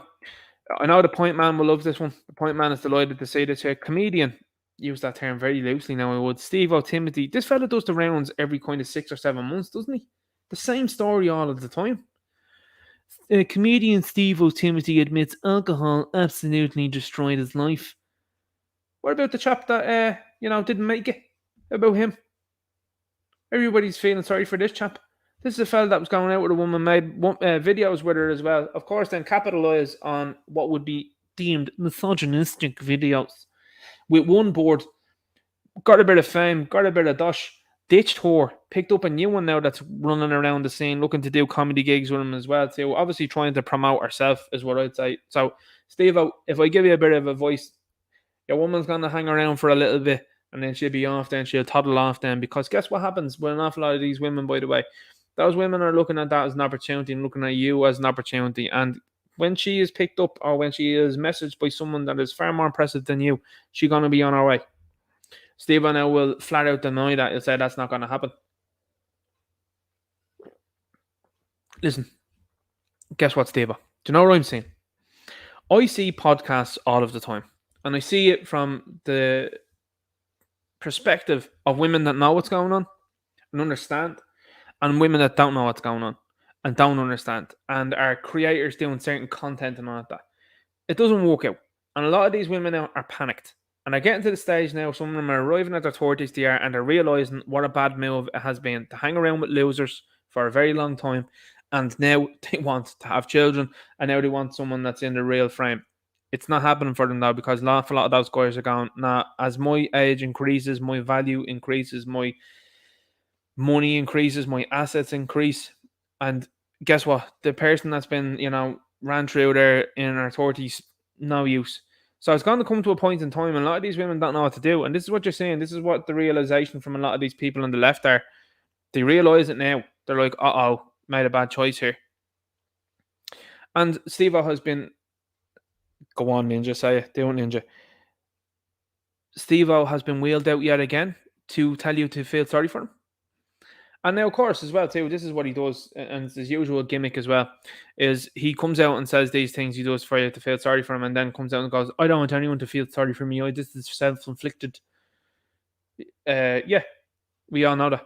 So why do we have to go through this every 6 months? You see, this is like the Late Late Show. It's the situation that's happening there is very apparent now, where the same clowns, and I don't use that term in an endearing way. I find some clowns to be funny, but I find another set of clowns to not be funny at all. And what you have now in society are the same people being, and I mean, again, wheeled around into different places and are told, hey, feel sorry for me. This is what I'm doing with my life. Has anything changed in the last 6 years? No, it hasn't. Has anything changed in the last 6 months? No, it hasn't. Well, then, why? But what you're dealing with and what you're being bombarded with by the media are losers, particularly for fellas. And this is the thing what the media and what social media, and certainly I think future generations understand more so than the media and social media and all that, is that's why people are gravitating. And I mean, you might or might not agree with them or anything, but that's why they're, particularly young men, are gravitating towards Tate and the Tate brothers. Because overall, they're giving a good message. Overall, I know people will have their problems with them, but I would certainly rather listen to the Tate brothers than listen to this guy. That's what I would rather do. Because I think a good message is being sent there. I think the Fresh and Fit podcast are sending a better message as well. I think they're sending a really good message. And I think some other people that are out there, Kevin Samuels was another one that sent brilliant messages as well. And started to bring society, and particularly men, back to what they were. Rather than this here, I've realised that I did this. Then he goes around and tells you in other articles then he was driving around the town full of the stuff, and then he was caught by Gardaí, and then, sure, look, that's the attitude. And now it's like, I'm back to feeling sorry again. Like, unbelievable what we're being treated with, isn't it, lads? That's why it's important to have masculine role models. That's why a lack of masculinity is a real problem in the world right now. But it's making a comeback. Thankfully so. And for anyone out there that says to me, the Tate brothers aren't good influence, listen to what the young ones are listening to. They listen to like a Cardi B. Do you know who? Ask a woman who their role model is. Ask them. And people that are in their 30s or just below or whatever like that, maybe in their 20s, they'll tell you that Cardi B is a role model, that Kim Kardashian is a role model. That's their role models. They have been programmed to think these things. And you're being programmed as a man to think guys like this are a role model. No, they aren't. So stop, is what I'm saying. Stop with the nonsense and let's see and make masculinity great again. The lack of masculinity is a big problem in this. And what people are figuring out really quickly now, that when you have a lack of it, there are problems that are going to be created. Antisocial behavior is a direct responsibility, or direct, I would say, contribution of a lack of masculinity and a system that just doesn't work. And an over feminized system is what I would say. And now you're seeing people that are growing up. Like I said again, you got people now in their 20s, you got people in their 30s. I know women in their 30s, and I mean some decent women, some nice women, but have been sold a bad pup for the last decade. You go, girl, you go travel, go to Ibiza, go to Australia, and go to the likes of Far East Asia. You arrive back at 29, nobody wants you. I mean, some people be out there like, I'm 29 ninja, and that's not true. But listen, the large majority of dudes are going to go, no, you're too much hassle. And an awful lot of guys now have to then work with what's going on. And they have to work with a generation before them that has told these women all sorts of things, that has made them egotistical, and it has made them completely narcissistic. And on the flip side, this is what I'm saying, and this is how things have operated. You've got Kim Kardashian, that's an egotistical narcissist, a Cardi B, that's the same, and various others that are out there, Taylor Swift as well too, egotistical narcissists, them all. And then you're being pushed with guys like this, like the men. So, like, this is where we're at. You've got this guy coming out and saying things like that, and then going, "Oh, I feel sorry for myself." And then you got the various other guys that are coming out. So what RTE and the media are allowed to do is bombard you with deals like this and be like, "See, guys, look at them; they're all losers there. See, girls, they're all losers there. Why would you have any sort of interest in them?" That's where we're at, boys. That's where we're at. So let's keep going with this. Now, do you know what is interesting about this story? And I mean, I don't think we've heard half of what's going on here with relation to this one. When I say interesting, this guy, if he's found guilty, it's going to be super, super interesting to see. And now I said, if he's found guilty, is what I said, innocent until proven guilty. Now, again, it's very unlikely in this case here, but I don't know. Benefit of the doubt, reasonable, I would say. Innocent again until proven guilty. But what we've seen recently has been a headline this week as well too, where a fella offended here in Ireland, and this was a guy, a Romanian, that had been in Romania, that had been messing about in Romania. He had went over to Spain, from what I understand, did very, very naughty things, not even the word, done very sinister and evil things in Spain, was bounced out of Spain.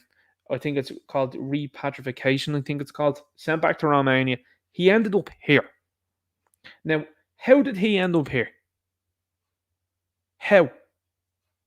And that has to be said about all of these people that have ended up in this country. How have they ended up here? And yet you've got uniforms that are more interested in going out to marches and into protests of their own people and antagonising their own people, rather than going out and getting these people out of our country or deporting them or actually stopping them, which is their job, stopping them at the border.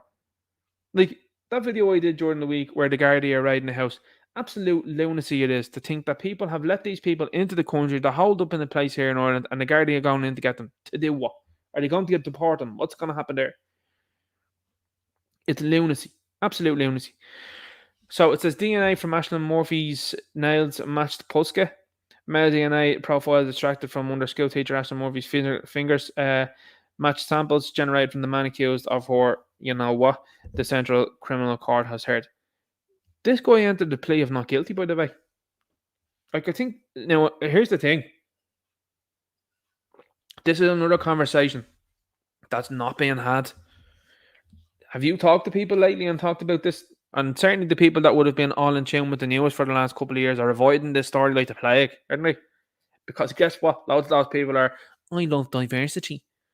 And you go to them, yeah, how about that? What about that? What about what happened there in Sligo as well, too, with the two lads there of the certain community? And your man got a very big stretch there, he did. Did you hear about that one? I didn't hear about that one. Almost seems like diversity is not a strength then, doesn't it? How is it then as well too in America that 14% of the population make up 50% of the crime rate? Why is that? How come an awful lot of people that are coming across to this country are causing a big issue? Not them all, but a lot of people. How is it that when countries that accept these people, like the likes of Sweden, that accept the people from around the world, how come they're out there now telling you that not to accept these people? How come Scandinavian countries that didn't have a problem with gangs beforehand, before open migration, have got a problem with gangs? Why has that happened? What happened there? What changed? So I don't think that this is too hard to figure out what's going on. Really don't. And I mean, in some cultures, I think it's just in a culture.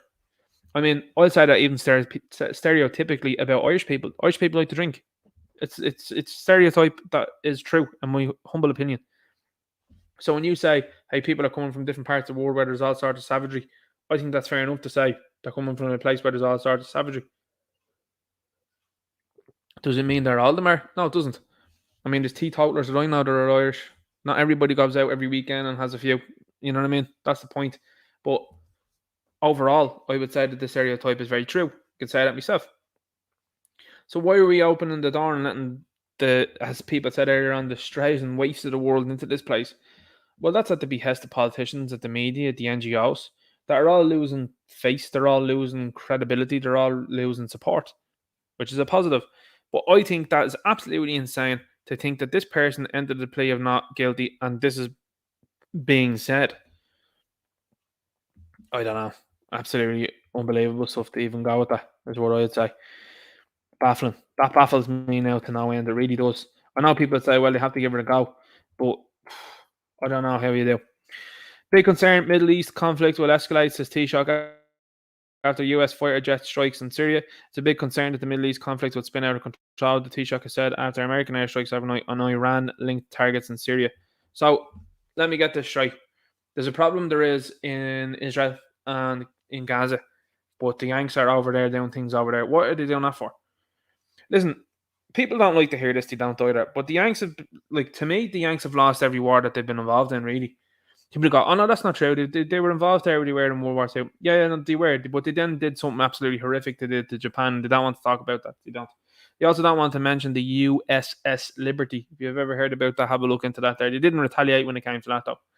Very weird, that one. Very strange situation. World War II as well, too. I don't think that, I really don't at this stage of the game. I don't think things happened at the end there the way they said it did. I think people were moved to different places once they had done and fulfilled what they were supposed to do. That's what we're seeing now. You see people moved around to different places, you do. So, again, history is awash with these things. I don't know what to think anymore when it comes to these things, but I certainly don't believe, and it's like Norm MacDonald said, the famous comedian, he's just like, the good guys won every war. What's the odds of that? Anyway, I said you should be concerned if you're serving in the military in America because they are coming to get you over there.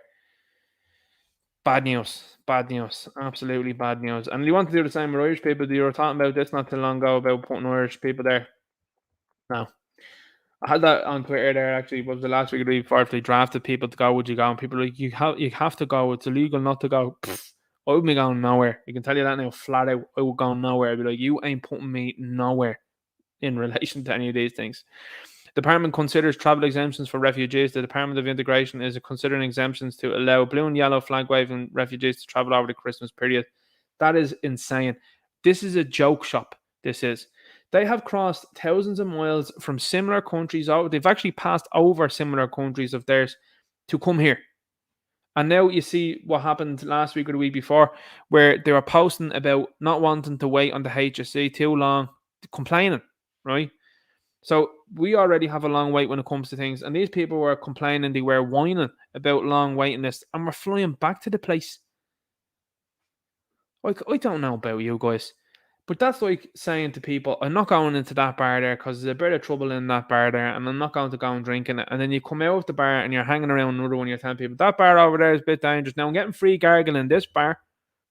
I'm getting free gargle here, and you, Paddy, you ain't getting it. But I've only arrived into the place and I'm getting free gargle. I don't actually like the taste of this drink, and it's not coming to me quick enough. So I'm going to go back to the place there that I'm at. There sounds a bit of trouble in it there, and I'm going to hang around there now for a little while. But I'll be back, and you make sure you give me my free gargle when I come back. That's what that's like. And people are just going, oh yeah, no, like it's very difficult to life to delete. No, it isn't. No, it isn't. If you're deciding to take a one-way, to me, it should be, if you're deciding to exit the place, it's a one-way exit. Good luck to you. Get out. Don't come back. Not, I'm going there on holidays. I've heard stories. I've been shared. Listen, stories have been shared to me. They have of shams going back to this place and then coming back. They go on 2-3 week holidays. Some of them are some of them are floating off to Spain, going for 2 or 3 weeks, and then coming back. Then, oh yeah, everything's back as normal. Like what? Nobody's doing that. Outrageous. And Healy Ray slams free legal aid, saying asylum seekers should be on a boat and sent back if they commit crime. Again, I agree with the sentiment, but the thing is, they've had a bad week, the Healy Rays, so this is a positive PR spin. But I do agree with the sentiment. Deputy Downey Healy Ray launched a stinging attack on asylum seekers and accused people of abusing the free legal aid system in Ireland. I agree. Mick O'Keefe sorted that out there during the week. He posted out what some barristers are earning, and it's outrageous. Now, not to say, and again, you're seeing some serious wages be accrued by these people. But when you're given a top individual, like I would always assume, I always assumed that it was like Jim Carey from Lawyer that was one of the free legal ads that you're like, it's probably not the Mae West now, but like you're going to give it a go. You know what I'm saying? I didn't think it was going to be top people in the country, but allegedly, expectedly seems to be in some cases. So that's a very odd situation, isn't it? I says, haha, they're starting to sing our tune, lads, because they're afraid of losing their seats, which is true. These politicians are going to start saying things that you want to hear because they know that you can potentially take their seats and certainly have a big effect on that. Garda numbers are increasing in Meath, McEntee, Meath Chronicle. Meath Garda numbers are increasing and will continue to increase, according to Justice Minister Helen McEntee. She has pointed out that 7 new Gardaí joined the force in Meath from last week's new, I'd assume that says recruitment. But as I said there, weird way of saying that you're failing your job. That's like a nightclub. Why am I even using, these sort of euphemisms and allegories and all that? Why am I doing that when I'm just saying what I'm saying? But anyway, that's like owning a nightclub. I'll go there anyway, and having 4 bouncers on the door and everything's hunky-dory, but you let in a load of bag dudes, and then all of a sudden you have to have 15 bouncers on the door, and you're like, oh no, everything's cool, everything's sound inside there, lads. 15 people on the door, you used to have 2. Like, that's a big problem. Something's gone wrong. What's happened? What's the clientele like? There's obviously an issue, and obviously various amounts of them. Do you know what I'm saying? That's pretty simple, I think. But this is another way of going with this. We have more people and more Gardaí in Meath now. But why do you need more than before? Because there's more issues, is there? And why is that? That's a weird way of saying that you're not doing a good job. Strange stuff. Keep going now into this here. Do I even have to? I shouldn't have probably done that. It's probably going to be another one there. Yeah, it's going to be another one I'm messing there. People can say this anyway. US military drafting for WW3 in 2023. That's a cracker. That's an absolute cracker. There it is. That's actually one of my favourite memes that I've seen. And that'd be the Irish one as well too. Now, here's the thing. And I'll keep saying it, and I'll always say it, by the way. It would be never those people that would actually go, which is ironic when people go, no, Ninja, no, you said you wouldn't go. The people that are calling for all this sort of stuff, I couldn't give a fiddlers about what happens in the blue and yellow flag waving country. I don't. And I wouldn't go there. I wouldn't help them out. I wouldn't go to the Middle East and help nobody out over there. That's just me. But these people that look like that dude there that are all cheering for it and saying they would help them out are never the ones that'll go. So yeah, the draft thing would be absolutely hilarious. That would. My husband lets me be with other men when he's home with kids. Not a big deal. An absolute yoke. And the guy there obviously has no sort of self-esteem, no confidence, no courage. But this is what's been promoted to you by your media, by the way. So this is why I say, just see what I'm saying? Like, you just see this sham up here. Where are we there? There we are. You see this Ija here? See that's been promoted as a man. Then you see this here. This has been promoted as a... ironic that I was saying it in around McEntee. This has been promoted then as a man. Do you see what I'm saying? This is what I'm saying. I'm saying to you, media are causing a big issue and a big problem there. Hey, Tom, if there was millions in the camps, how come they got tattoos and they were never 7 digits? Oh my God, the Paulie memes are unbelievable. If you've never seen Sopranos, check them out. Well, I'll show you this one. I might as well show you this one because I think this one is relevant. So John McGurk has just gone off the deep end. Now, John, obviously, I don't know whether it was him or whether someone else might have viewed last week's stream or might have gotten a little bit of flack maybe on Twitter, but he took away the Israeli flag there from the bio pretty quickly. I think that's interesting. It's like people noticed that they did and they started to call it out. It's unusual. So someone said about the plan here, and he said, is an anti-this conspiracy theory with no foundation in fact. Except it isn't, because the dude says as much what they're trying to do. It's not conspiracy theory. This fella now, lads, all together. It's amazing how in the last 2 weeks, people outed themselves as to what they are. And you're like, whoa, we didn't know we had that here. And we didn't know how many of them were there. And we didn't know how many of them were involved. But now we do. And then he went down, blocking you now. I have no interest in conversation with this. Now, what I would say is criticism and criticism of certain people and certain religions are absolutely fine when it's Christians. Absolutely fine when it happens with them. Less so when it comes to Muslims. And you just can't talk about these people. You're not allowed. You're not allowed to criticize people that have been barred from 109 pubs. You know what I'm saying? You're not allowed to criticize people that have, been thrown out of Spain in, what was it, 7? I don't want to mess up the year now, I don't. But anyway, 1492? No, it might have been later than that. Anyway, what I'd say is Spain's golden age. What I'd say is find out the year that started in. I had it beforehand, but I can't remember right now. Spain's golden age. When did that start? And when did they bar certain people from Spain? It's the same year. It's very interesting. I was like, I don't know about you lads, but that's quite strange that happened. Fragger says Ireland needs to slow down number of refugees arriving here. So people have been, I've seen people online that have championed this as a positive. And look, I agree in a way. I do understand what you're saying and the fact that these politicians now are starting to back things that you were saying and I was saying for a very long time. I do get you and I do understand and I do agree. You got to keep an eye on the language though. And what I'm seeing is some people that are commending these politicians for saying what should have been said a year ago. You're not new to the game.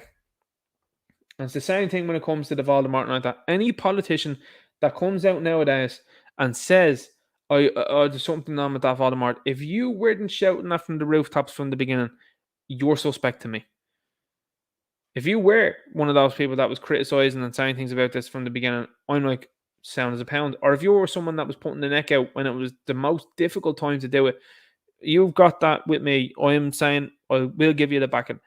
But if you get any of these shams now that are going, yeah, actually, there might be problems with them, I don't believe them. I don't believe someone just turns around right now and goes, oh, yeah. So you got to look at the language that's being used. Ireland needs to slow down. But see, people will be codded by that. They'll say, oh, yeah, no, that's good. No. Stop. Not slow down. Stop them. The language that's being used here is slow down, not stop.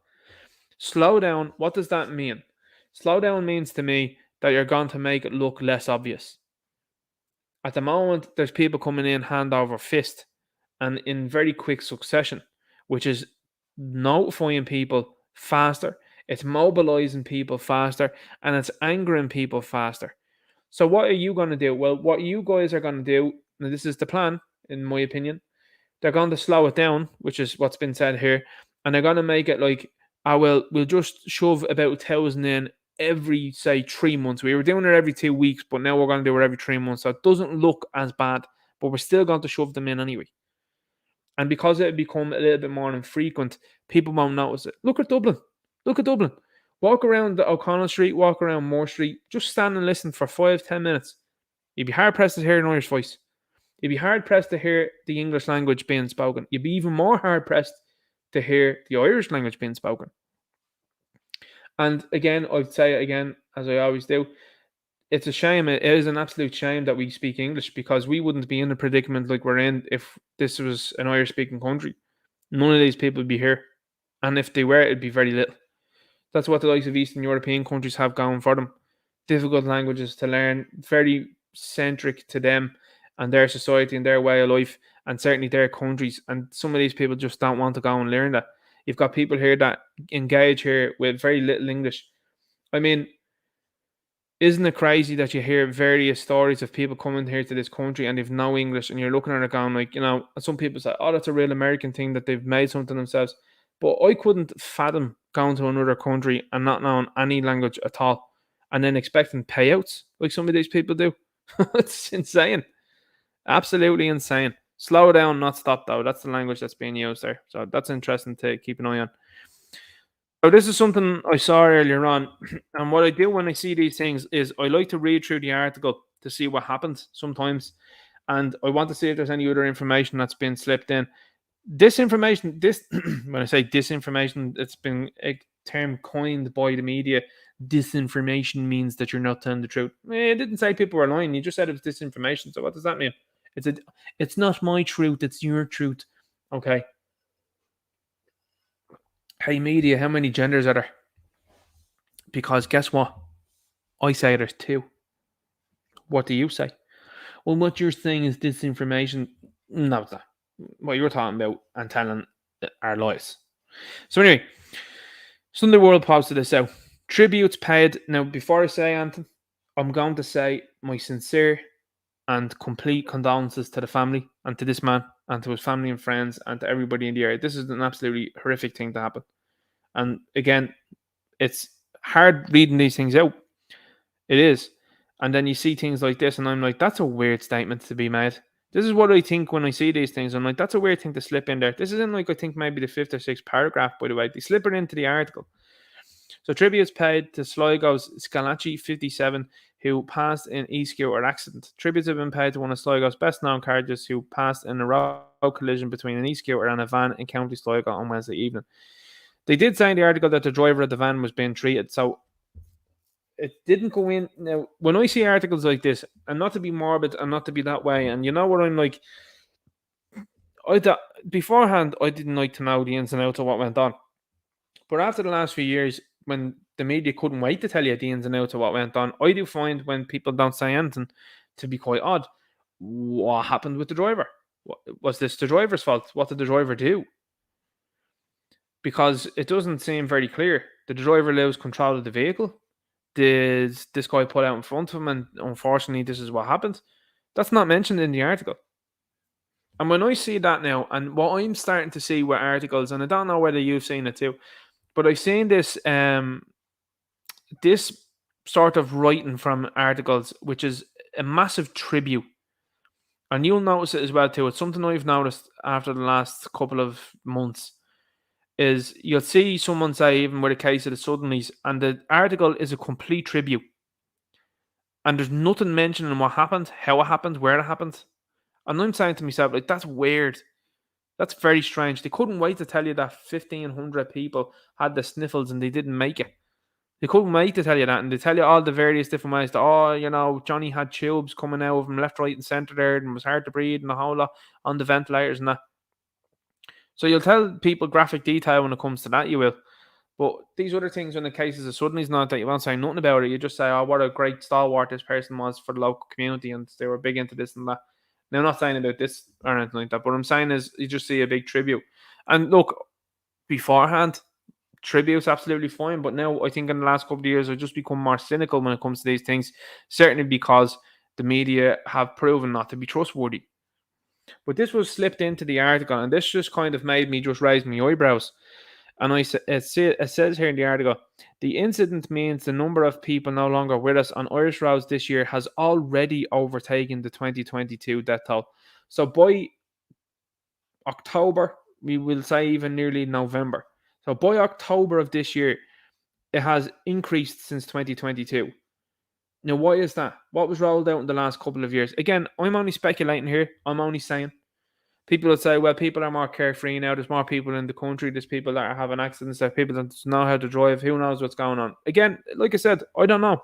I don't know what's causing this.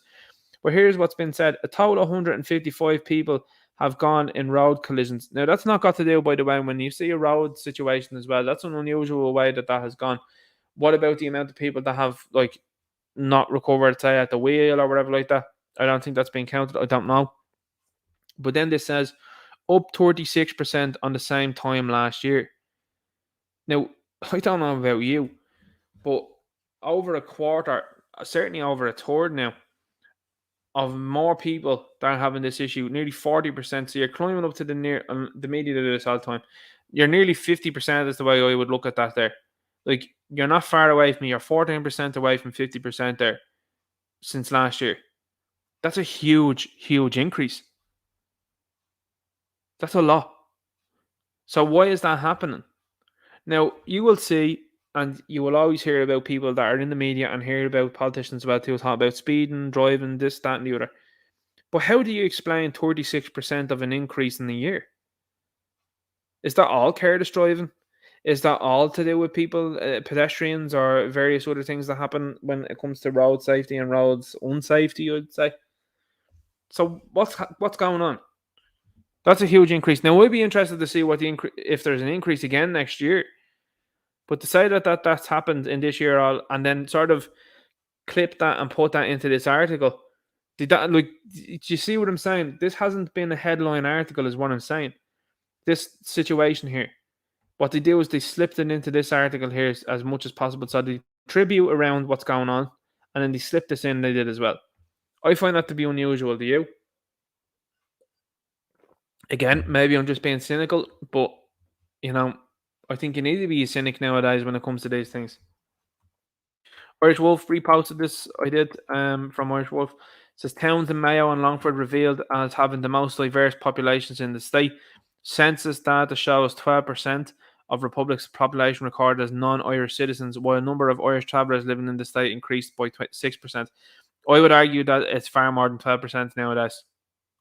I'd say you're probably looking at between 30 and 40. I'd say there's a large number of it now. And you've got lots of people now that are claiming to be Irish. This is the thing, and this is why it's important to keep an eye on things. When they say, oh yeah, no, Irish citizens are there, you're talking about people there that are coming from the likes of what I showed you 2 or 3 weeks ago there, where there's videos of people coming from places in Africa and India and Asia and all these places, and they're telling you that they're Irish.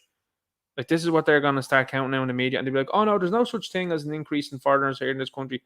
Why? Because they're handing these passports out like it's gone out of fashion. And oh no, there's Irish as you are. And this whole thing of you saying that there's too many people in this country, that's not true. There's too many. It's not destabilizing the country. It's not taken away. No. See, this is what they're doing. You just got to look around. Is all I'm saying. You just got to use the 2 eyes in your head and use your ears, and just say, this certainly doesn't seem to be the way it was. Do you know what I mean? I think it's very odd. Very odd the way they report these things. I just reposted this because I thought this was interesting, because look at the amount of things that you can link in here with our country. Our country has been destroyed. This is an American talking about their own country. Our country has been destroyed from within. Our borders purposefully wide open, and we're being invaded. Sounds kind of like here. Our cities are crime-ridden hellholes. Nobody is safe. Sounds kind of like here. Our colleges are breeding grounds for hate. Sounds very much so like that, like here as well too, because leftism just being pushed towards people here in Ireland. We have more veterans and people that we can count who are homeless. Yeah, that sounds like us there as well too. We're around there out the door, but others welcomed in and given flotels. 2/3 of our citizens are living paycheck to paycheck. Another true statement. The Biden regime has destroyed our energy independence. Same here as well. What were we looking to do there recently? Join forces with France to be able to have electricity. And then Eamon Ryan's talking about windmills and the likes here. We're printing money like drunken sailors. So inflation's through the roof here now. It is here in this country. So that's part and parcel of this whole scheme. So we've also got this same situation happening here. It's almost like the same playbook has been used around the world in different countries, isn't it? Elected a new speaker, and the fourth thing on his agenda and the Republican Party's agenda is $100 billion to Ukraine and Israel. Sounds very familiar, doesn't it? Places in turmoil here in this country, there's people living paycheck to paycheck, people struggling to pay their bills, people there that are homeless as well too in this country. What did Micheál Martin do? Oh, we're going to send loads of money there now to blue and yellow flag waving country, and we're going to send it over there now to Israel too. What? What are you talking about? Oh yeah, no, we're going to commit to billions there now to them. And Pascal Lunny, who's out there as well too, saying he's going to give money to the EU. What's this about? Now, you know what it's about, and you know what it's about. This is a fact. You should be pissed and not making excuses for them at this point. I'm unapologetic America first, while I be unapologetic Ireland first. and not one dime should be going to other countries until their citizens on board are taken care of first. I agree, 100%. But see the way that problem's occurring over there and it's occurring here too? It's almost like they're in the same group, isn't it? There's no reason to own a boomstick. Think of the children. You wanted to take my kids and put me in a camp for being on Voldemort. Yeah. You know what I mean? Certain assault charges against Conor McGregor dropped. The former UFC champion has been accused of assaulting a woman in a toilet at an NBA finals game. I wish these women that are making false allegations would be gone to prison for at least 30 years. I said it before here, but I'll say it again. This is what should be happening. And what's amazing to me is that McGregor, given all the money that he has, if that was me, I'm just personally talking about me, and a woman made an allegation like that, I would go after her to ensure that she ends up in jail for perjury, whatever it might be. Because this is outlandish, the amount of these women that are doing things like this. There's another guy that's out there that's just after happening to as well too. He's a major league baseball player. I think his name is it Trevor Dulce, Trevor Bauer, or something like that. I can't think the name now. But a woman went on another show to talk about her experience with him, and this woman that was doing the interview had this accuser's text messages to her friend and to the dude she met up with. To cut the story short, she texted her friend and said she was going to meet with this guy, this major league baseball player, have a good time with him and collect the bag, which is slang for I'm going to get money out of this guy. A victim. She was calling him a victim as well too. My next victim is what she was saying. Then she was texting this guy, telling him, and this is where I'll go back to it now as well too, about how people are influenced. She was telling him what she wanted him to do with her, and the guy obliged. Now, I think you can trace an awful lot of this back to, and you might think, Ninja, this is a bit out there, and Ninja, that's unfair to say this, and Ninja, I don't know. But I'm telling you, you can trace an awful lot of this allegation, what would I say? Allegation trend is what I'll say. You can trace this back to the release of that 50 Shades of Grey movie. I'm sure of it. I'm sure if you trace that all the way back to that you can see an awful lot of allegations that popped up since then that you're like, that's unusual. Because you've got an awful lot of people, and I mean this, you've got an awful lot of people that went, and particularly women, and they did, because they bought the books, they read the books, they went to the movies, they made it a blockbuster, they did, and they made something like, was it 2 or 3 movies after that. You had women going to those things. And then some of them then, like them all, because some of them think they're Barbie girls nowadays as well too after saying Barbie, and they most certainly are not. And you had seen then people that wanted to engage in certain acts, and then they realised that's not what they want to do. And some of them then are able to use it. I don't know what happens in the movies. I've never seen the movies. But I can ascertain that I'm sure at some point in the movie, the dude got in trouble he did for doing what he was doing. I would assume. I've never seen it. I don't know. But these plays have been made repeatedly by these women making these allegations. And to me, I think if you've made a false allegation, I think you should be doing time. Look what happened to Benjamin Mendy as well from Manchester City. Manchester City player, he was in the height of his career and was accused. He was, boom, out of football for 2 years. And it ended up not being true. Mason Green was in a different situation, but in a very negative situation nonetheless. But the girl made an accusation publicly, not to the police, but publicly made an accusation. She did. I don't know what she was thinking. Again, I don't know the ins and outs of there. I'm not supporting them or anything like that, not endorsing or condoning them or anything like that. But made a statement. Then her dad came out with a statement saying Mason's a good lad. Because he was obviously realising, gravy train's over if he breaks up with her here. And then she gets back with him. So they go through a whole process of him being charged, go through a whole process then, and then they go, oh no, actually we're going to drop the charge, we're not going to have anything to do with that there, and now we have a kid with him. Like, I don't know what's happening there. But what I can say is, when it comes to these things, right, now people that slagging and have a laugh at that, and I mean, people that say, well, McGregor's this, McGregor's that, and he's playing away from home, allegedly, respectively, according to people that are out there. Again, I'm not saying he's playing away from home.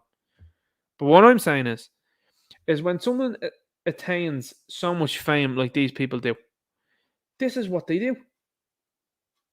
Like, no, I wasn't shocked when I heard about Wayne Wayne Rooney. Wasn't shocked. Maybe shocked about the clientele he was hanging around with. Maybe. But like, still, I'm like, multi-millionaire. Your woman's alright. Like, she's not in no great shape, something like that. So, yeah, I get it. I get it. But what's happening is you've got now an accusation trend that has happened, and guys like this are being dragged through the mud. Again, I don't know the ins and outs or anything like that, but being dragged through the mud, and then his missus's Instagram has been lit up as well too, and people are saying things like that because once the accusation's out there, it's out there, and then there's people out there that don't possess any brain. They're like the scarecrow from the Wizard of Oz, that they hear the allegation and they stick with that, and that's that forevermore then for them, and they repeat it then repeatedly all of the time, even though it's now charges dropped. But when is it gonna? And this is what I'm saying. I think it needs to come to a point in time where these guys in these positions need to go after these women and say, now when I say after them, I mean legally. But they need to go after it and say, I'm not leaving this. Because if this was me, it wouldn't be me. I wouldn't leave it. I'd be going after her, and I'd make sure legally, in that sense, is what I'm saying. Legally, I would look after that then. Because that's what's going to happen. And that's what's going to happen, I think, with this woman that's messed around with this Major League Baseball guy. Because I think this baseball guy, I think, was banned for about a year. I don't think he was even paid for a year. And things were looking dire. I don't even know whether it was a year. I think it might even been 2 years that the dude was bounced out there for on an allegation. And this is what's happened. It happened to Johnny Depp. It's happened to this Major League Baseball guy. It's happening to various other guys that are around. They tried to do it to the Tate brothers as well. They couldn't find anyone to make it stick. And they had to then end up leaving them out of jail then because they were like, look, we haven't got anybody. But we tried this allegation together. And that pattern has been recognised and it's been understood. And you've got a lot of women that are out there now that are looking to, as I said, and through their terminology, get a bag to get themselves into these positions and then get there and then they go, I'm going to get a lot of money out of this. It's insane. This is the sort of stuff that we're living with, man. Gardaí probe WhatsApp messages about female officers. The Gardaí Anti-Corruption Unit is investigating the circulation of internal WhatsApp messages amongst Gardaí which contain false allegations and information about two female officers. So, interesting that one. But when it comes to false allegations being made about guys, no interest. No, we're not going to look into that there at all. Madness, isn't it? Allegedly, respectively. Of course. I said that twice there on that one there. That was not supposed to be the way it's go. Joseph Puska told Gardaí, I am the, you know what, Ashton Murphy trial here. And I was like, but he entered in a plea of not guilty. So what's going on? Chef asked Gardaí if they want. Now, I have to be honest with you. I laughed.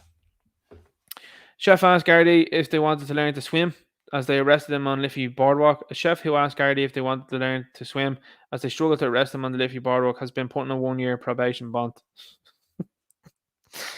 And Clown World rolls on again. The Liffey Boardwalk, by the way, if anybody's not familiar with that, is absolutely teeming with some of the... How would you even talk around this?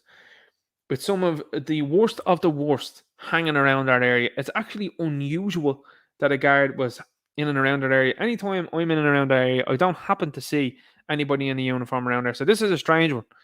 But it's a place that if you're someone that's from a different country, don't hang around the Liffey Boardwalk. Just don't do it. It's not safe. It's not advisable. It really isn't. Former Irish politician could be jailed over alleged something driving. The ex-TD was arrested by Gardaí after failing a roadside test in the west of the country in June. Let's see where that goes there. And funny enough then as well too, isn't that interesting, right? Big hullabaloo. I said this about 3 weeks ago, didn't I? Big hullabaloo made about a boat that was caught off the coast of Ireland. I saw a video that did something like nearly 500,000 views of someone, I think it was an American, going, hey guys, they've caught a big container that's going to cause a big problem for the big gangs there in Ireland. And these guys, they have caught these guys with the Army Rangers and they've caught them with the Gardaí Síochána. And the politicians in Ireland are not happy. And I was looking at this going, this idiot doesn't know what's going on. This fella doesn't know. And I was looking going like, isn't it amazing the amount of people that are in the world there that say to themselves, oh, they did this there. And I'm going, I wonder how many politicians get up to shenanigans like this. I wonder how many people in the media get up to shenanigans like this. I wonder how many people in general. And then you're going, guys, we've got him. We've stopped them there, guys. Like, I don't think people are well. I really don't. And I mean, you look at certain movies. There's movies that are out there as well too that talk about America and the trades there as well too between them and Colombia and various other places. And you're like, well, there's been mainly a claim that's been made by people that they wanted to consider bad guys, but it seems like what the bad guys are saying over the years has now turned out to be true. So strange one, that one there, isn't it? And I said 3 weeks ago, I think I said it 3 weeks ago, where I was just like, you're telling me that politicians don't corrupt and shenanigans like this, didn't it? Interesting that, isn't it? Peter McVery Trust seeks a bailout. Ocean FM, the Department of Housing says it's considering a request from the Peter McVery Trust for a bailout, the housing charity. So, yeah, that's why, again, I said it about 2 or 3 months ago. I was like, Peter McVery saying weird things. He is, tea leaves and all of that. Nationalism was a good one that was there. There was loads of things I wanted to talk about with that relation to that there, but you're kind of like, can't say that. I can't say it in a certain way. And of course, as well too, you had to pose these questions. People were commenting and they were like, obviously it's not. And I'm like, listen, I know that, but what I'm saying is, look and laugh.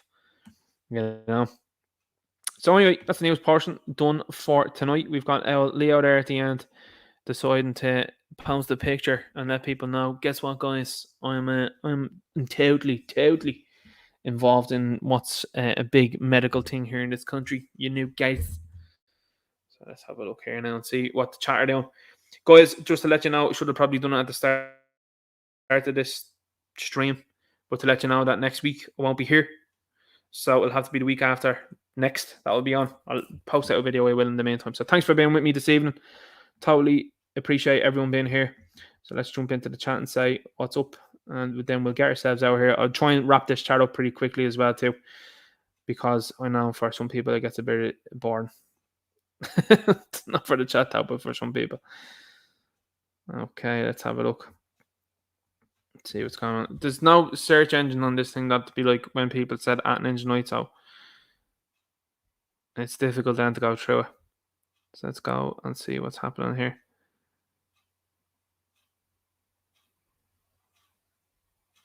So we've got a commentary there from Era Only B101 Forces. Exactly, Ninja. Sure, the Balkans was under Ottoman Turkey for centuries, yet the odds still speak their own language: Serbs, Greeks, and Bulgarians, etc. Yep.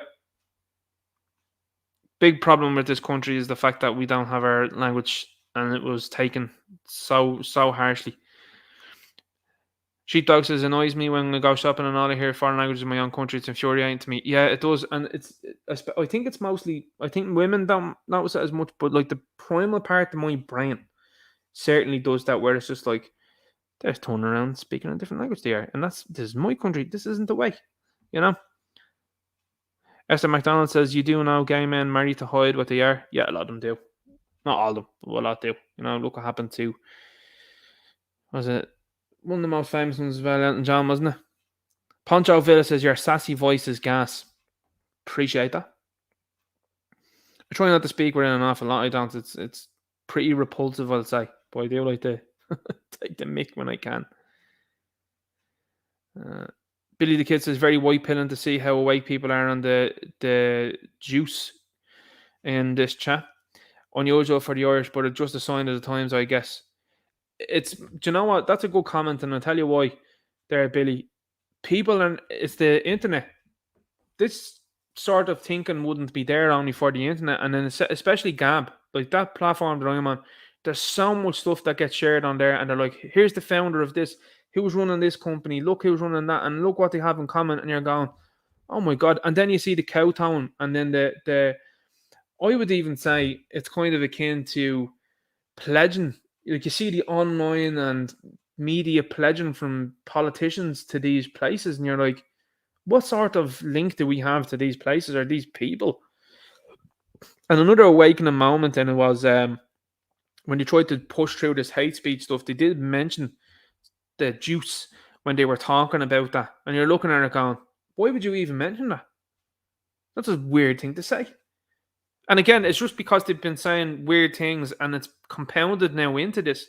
And then they say, like, I watch obviously an awful lot what goes on in America. I watch Salty Cracker, and I see what he talks about, and he talks about certain towers, and then I've looked into that, and then you see Jones and what he's talking about, and you're talking about specific agents from one agency beginning with M, I would say. It sounds like Moss, if you know what I'm talking about there. And then you look at, say, for example, your man with the island, L. Jeffrey. Look into him. Look into what agency he's supposed to be with. And again, it's all about intelligence with these people. It's all about knowing things. And then have a look at your woman, Maxwell House. Have a look at her. Have a look at who her dad is. It's unbelievable, the connections. And then you see who's owning, who's running things. And it's always a very quick and determinable answer, really fast. I mean, look at the entertainment industry. The entertainment industry is run by these individuals, and this is why they're dismantling things. What sort of sense does it make to dismantle Star Wars? What sort of sense does it make to dismantle Marvel, DC, He-Man, whatever it might be, Transformers? It's all because it's been run by these people.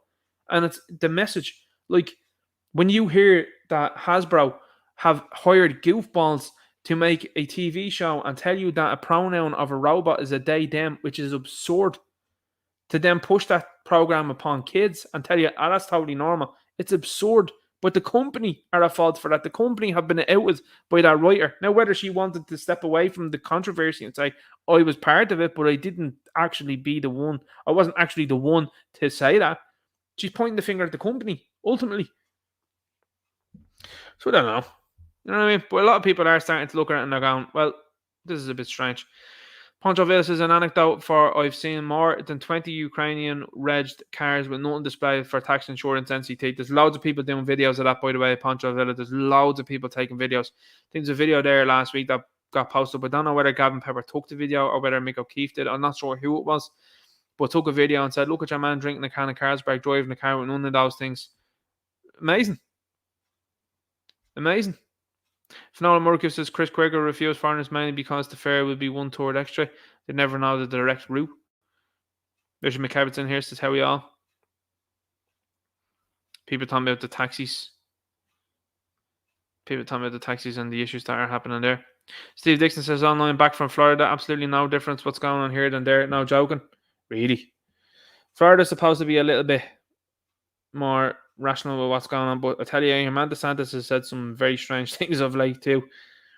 Westman says Ireland is occupied by the foreign, aided by a load of people that are not looking out for us here in Dáil Éireann. I agree.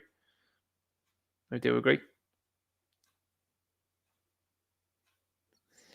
Good. Yeah, Chris Craig says they nearly ruined Ronaldo. Yeah, they did the same with him as well too. They tried to make a point about him. They did, but he was well able to stand up for it. He predated all of this though as well, I would say. When they did that with him, this stuff wasn't in the limelight the way it is now. They weren't able to cancel people like that. But if they tried it now, like, they'd probably have a big problem on their hands, because I think most people would be like, nah. We've switched as well too as a culture. A lot of people nowadays, like, you even think about maybe even 3-4 years ago, if you questioned the authenticity of what a woman was saying with those accusations, like, you were labelled all sorts. Nowadays, people are like, there's a legitimacy to those questions now, because they see the trial between Depp and your woman there that's playing Mary. You know what I'm saying? Sometimes you can't say the surnames of them people, but you see that and you go, oh. And a lot of people watched that and saw that trial and talked about that trial, and they realised then, oh, it's not just me. Look, I've heard an awful lot of women. I chat to women all the time, I do, obviously. And I talk to them about things, and I say, like, what's going on and how's things. And, inevitably they start talking about the dating life and the whole lot. And I did talk. And it's incredible what you listen to and you hear the way they talk about themselves and how everything is the man's fault. And I'm looking at them going like, well, what did you do? Do you know what I mean? But they're expecting. And you see the TikTok videos that are out there. I don't watch TikTok, but I see the compilations on YouTube where guys talk about them. And I'm looking at them going like one woman was talking about, she wanted to go on a date that was worth $200. And she was like, I don't want to pay for any of it. And your man's like, but why wouldn't you be paying for that? And she said, well, he should be just happy with my presence. I was just looking at it and I was just like, listen, there's men out there now working 5 times harder than their grandfather did for women that are 20 times worse. I think that's the old favourite meme and joke that's to be said around here. And all the women that are here in the chat unanimously agree with that, I'd say, as well too. Like, I've not seen a crossword from many of the women to be hanging around here, and I've seen the women on our side. Listen till I tell you. The women on our side of the fence ain't the goblins and orcs of the left hand side. They just aren't. Alright? And women understand now, and they, I think, understand it more now than ever, that feminism was the biggest cod of all time. Get yourself out to the workforce. You don't want to work. You don't want to do that. You'd be much more happy being at home, raising the kids. And women will freely and openly admit that to you. They do not want to be working, but they've been forced into it because feminism sold an awful lot of people a cod, and it's going to be a difficult. I don't think it's impossible, but I think it's going to be difficult to turn people around and go, hang on, this is the way we need to go back towards. Do you know what I mean? Oh, but you don't want an independent woman. Listen. Like, would you not rather a life that's pretty stress free, and the only thing that you have to be concerned about is the house and the kids? Would you not prefer that life than having to go somewhere, be on time, and be told what to do by a person that doesn't love you? You know what I'm saying? Do you not get that? Because I understand that, and I'm like, well, I think that would have worked out better for you. But anyway, let's keep moving on. Karen Bourne says, any word on the lady who was attacked outside Dublin Airport? I think that was Dublin Airport, wasn't it? Nothing about that now. But that's an absolutely shocking thing. That's an absolutely shocking thing, that is. And Mac then says, McGregor did something with an ex-girlfriend in the hotel and drug. Never seen anything about that, I didn't. And loads of people make those sort of claims to do, but it doesn't seem to be any truth to them, and it doesn't seem to be any proof being made to them. Again, I don't know. I wasn't there. But you've got a crime and culture, and you've got a culture now of complaining and making accusations that 9 times out of 10 turn out to be false from what I've seen in the last number of years. Billy the Kid says, NBA players playing away are warned not to throw their empty stuff into the bin because women are rooting through them. That's a fact as well. I've heard about that as well. Absolutely, for sure. If it's starting in America, it's coming to Ireland. That's absolutely a true comment. That does happen here. Esther McDonald says, the Orange Man will win in America. It's wild over there. It's wild over there. I don't think that they're going to be able to do much over there. I really don't. Because, they've conceded one thing that wasn't legit, and now will they concede another one? SGD says, I agree, women that go after any man with false accusations should face jail time or something to have on their record. I agree. Stephen Shawdenshire said, makes an accusation about Conor McGregor, and he says he threatens his victims and then pays them off, etc. Would that not be public knowledge, though? This whole thing, and again, I don't know. I'm not in that situation. I'm not understanding what's going on there because, a lot of this is, oh, I heard this, I heard that. Is there proof to that there? Do you know what I'm saying? You need to have proof when it comes to those things. Leon Cordy says, if you support Ball's football team go away, you supported and kept on a convicted bad guy against an Irish girl. They supported him. Yeah, I heard about that one they did there. Eric Madden said, HSC are still giving out the booster. Unbelievable. You also then have as well, you've got the HSC are promoting all sorts of weirdo stuff in the last while too as well. So, here we go with them. Billy the Kid says, Rooney was young and ugly. Do you think his woman would have stayed if he was a plumber? Not a chance. He's still ugly. He's still manky. Anyway, let's have a look as well too. What's saying there? Chris Craig, Michael Jackson paid his way out of them convictions. Ronaldo too. I don't know about any of those guys. Do you know what I've seen lately as well too with the Michael Jackson situation? Michael Jackson situation as well. There's been a lot of people that have said that wasn't him. I'm not in terms of they said that was another guy that came out and spoke very like Jackson afterwards. I think he was like a Bourne's victim. He was, and you should have a look at that interview. It's quite interesting. He does sound like Jackson an awful lot, and that's a bit unusual now that this guy started to pop up in and around after that. Did anyone ever see as well that the artist formerly known as Prince? Have you ever seen that interview that he does, and he talks about things that are going on in the world, and Prince was wide awake to what was going on, and then they're like, oh, he's a Jehovah's Witness, and then they said, oh no, he had a big issue with certain things there towards the end, and that's what did him. And it's that seems unusual. It seems out of character there for that. Let's have a look there. Sean Max says the Liffey Boardwalk is full of people that are using certain things. Yeah, a lot of bad stuff going on there. Ellie Green says, if I could go back in time, I'd have refused all Voldemort from my children when they were babies. I'm hearing a lot of that too lately as well. Sheepdog says, I think we need to say a big hello to the MSM that follow us. We are at least 6 months ahead of happenings Ninja Night. Props up to the chat for leading the way. Fully agree with you there on that one. Fully agree with you there. Let's have a look here now. It says, better to only be 101 forces. An elderly Irish man living under a tent at a bus stop shelter beside St. Anne's Church, yet lots of waifs and strays in the Royal Hotel Esplanade in Bray. Absolutely shocking.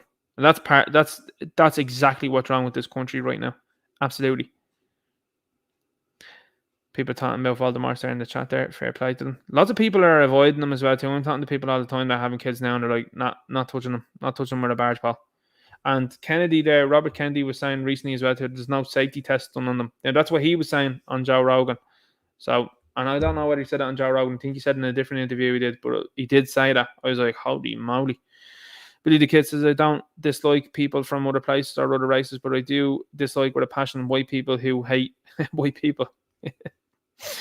And that's the thing, funnily enough, that you say that, right? There's loads of people out there that are of different places and from different places and different races, and they don't care. And then stuff starts getting given to them to say, and you're like, that ain't you. Ain't you saying that.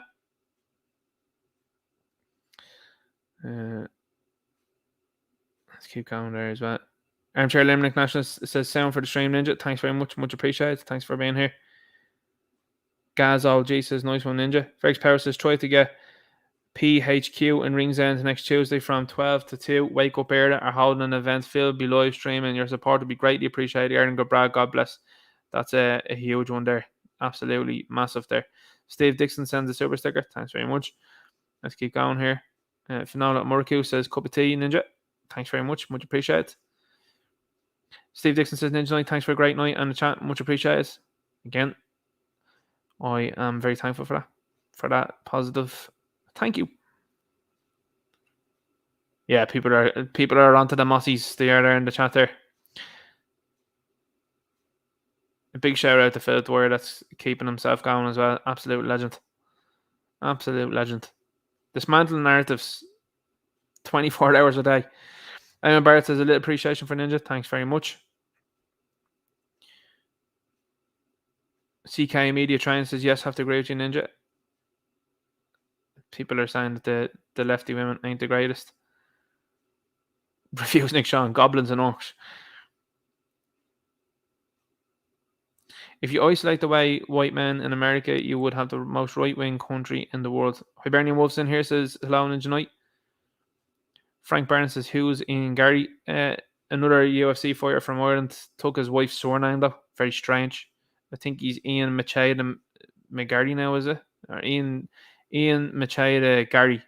Ridiculous. Sheepdog says, amazing me the weirdos that left down attack this channel like they normally do on Ninja Night. I just make a show of them, that's the problem.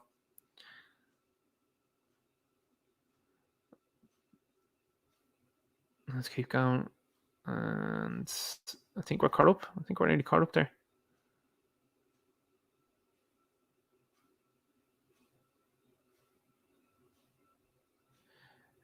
Let's keep going.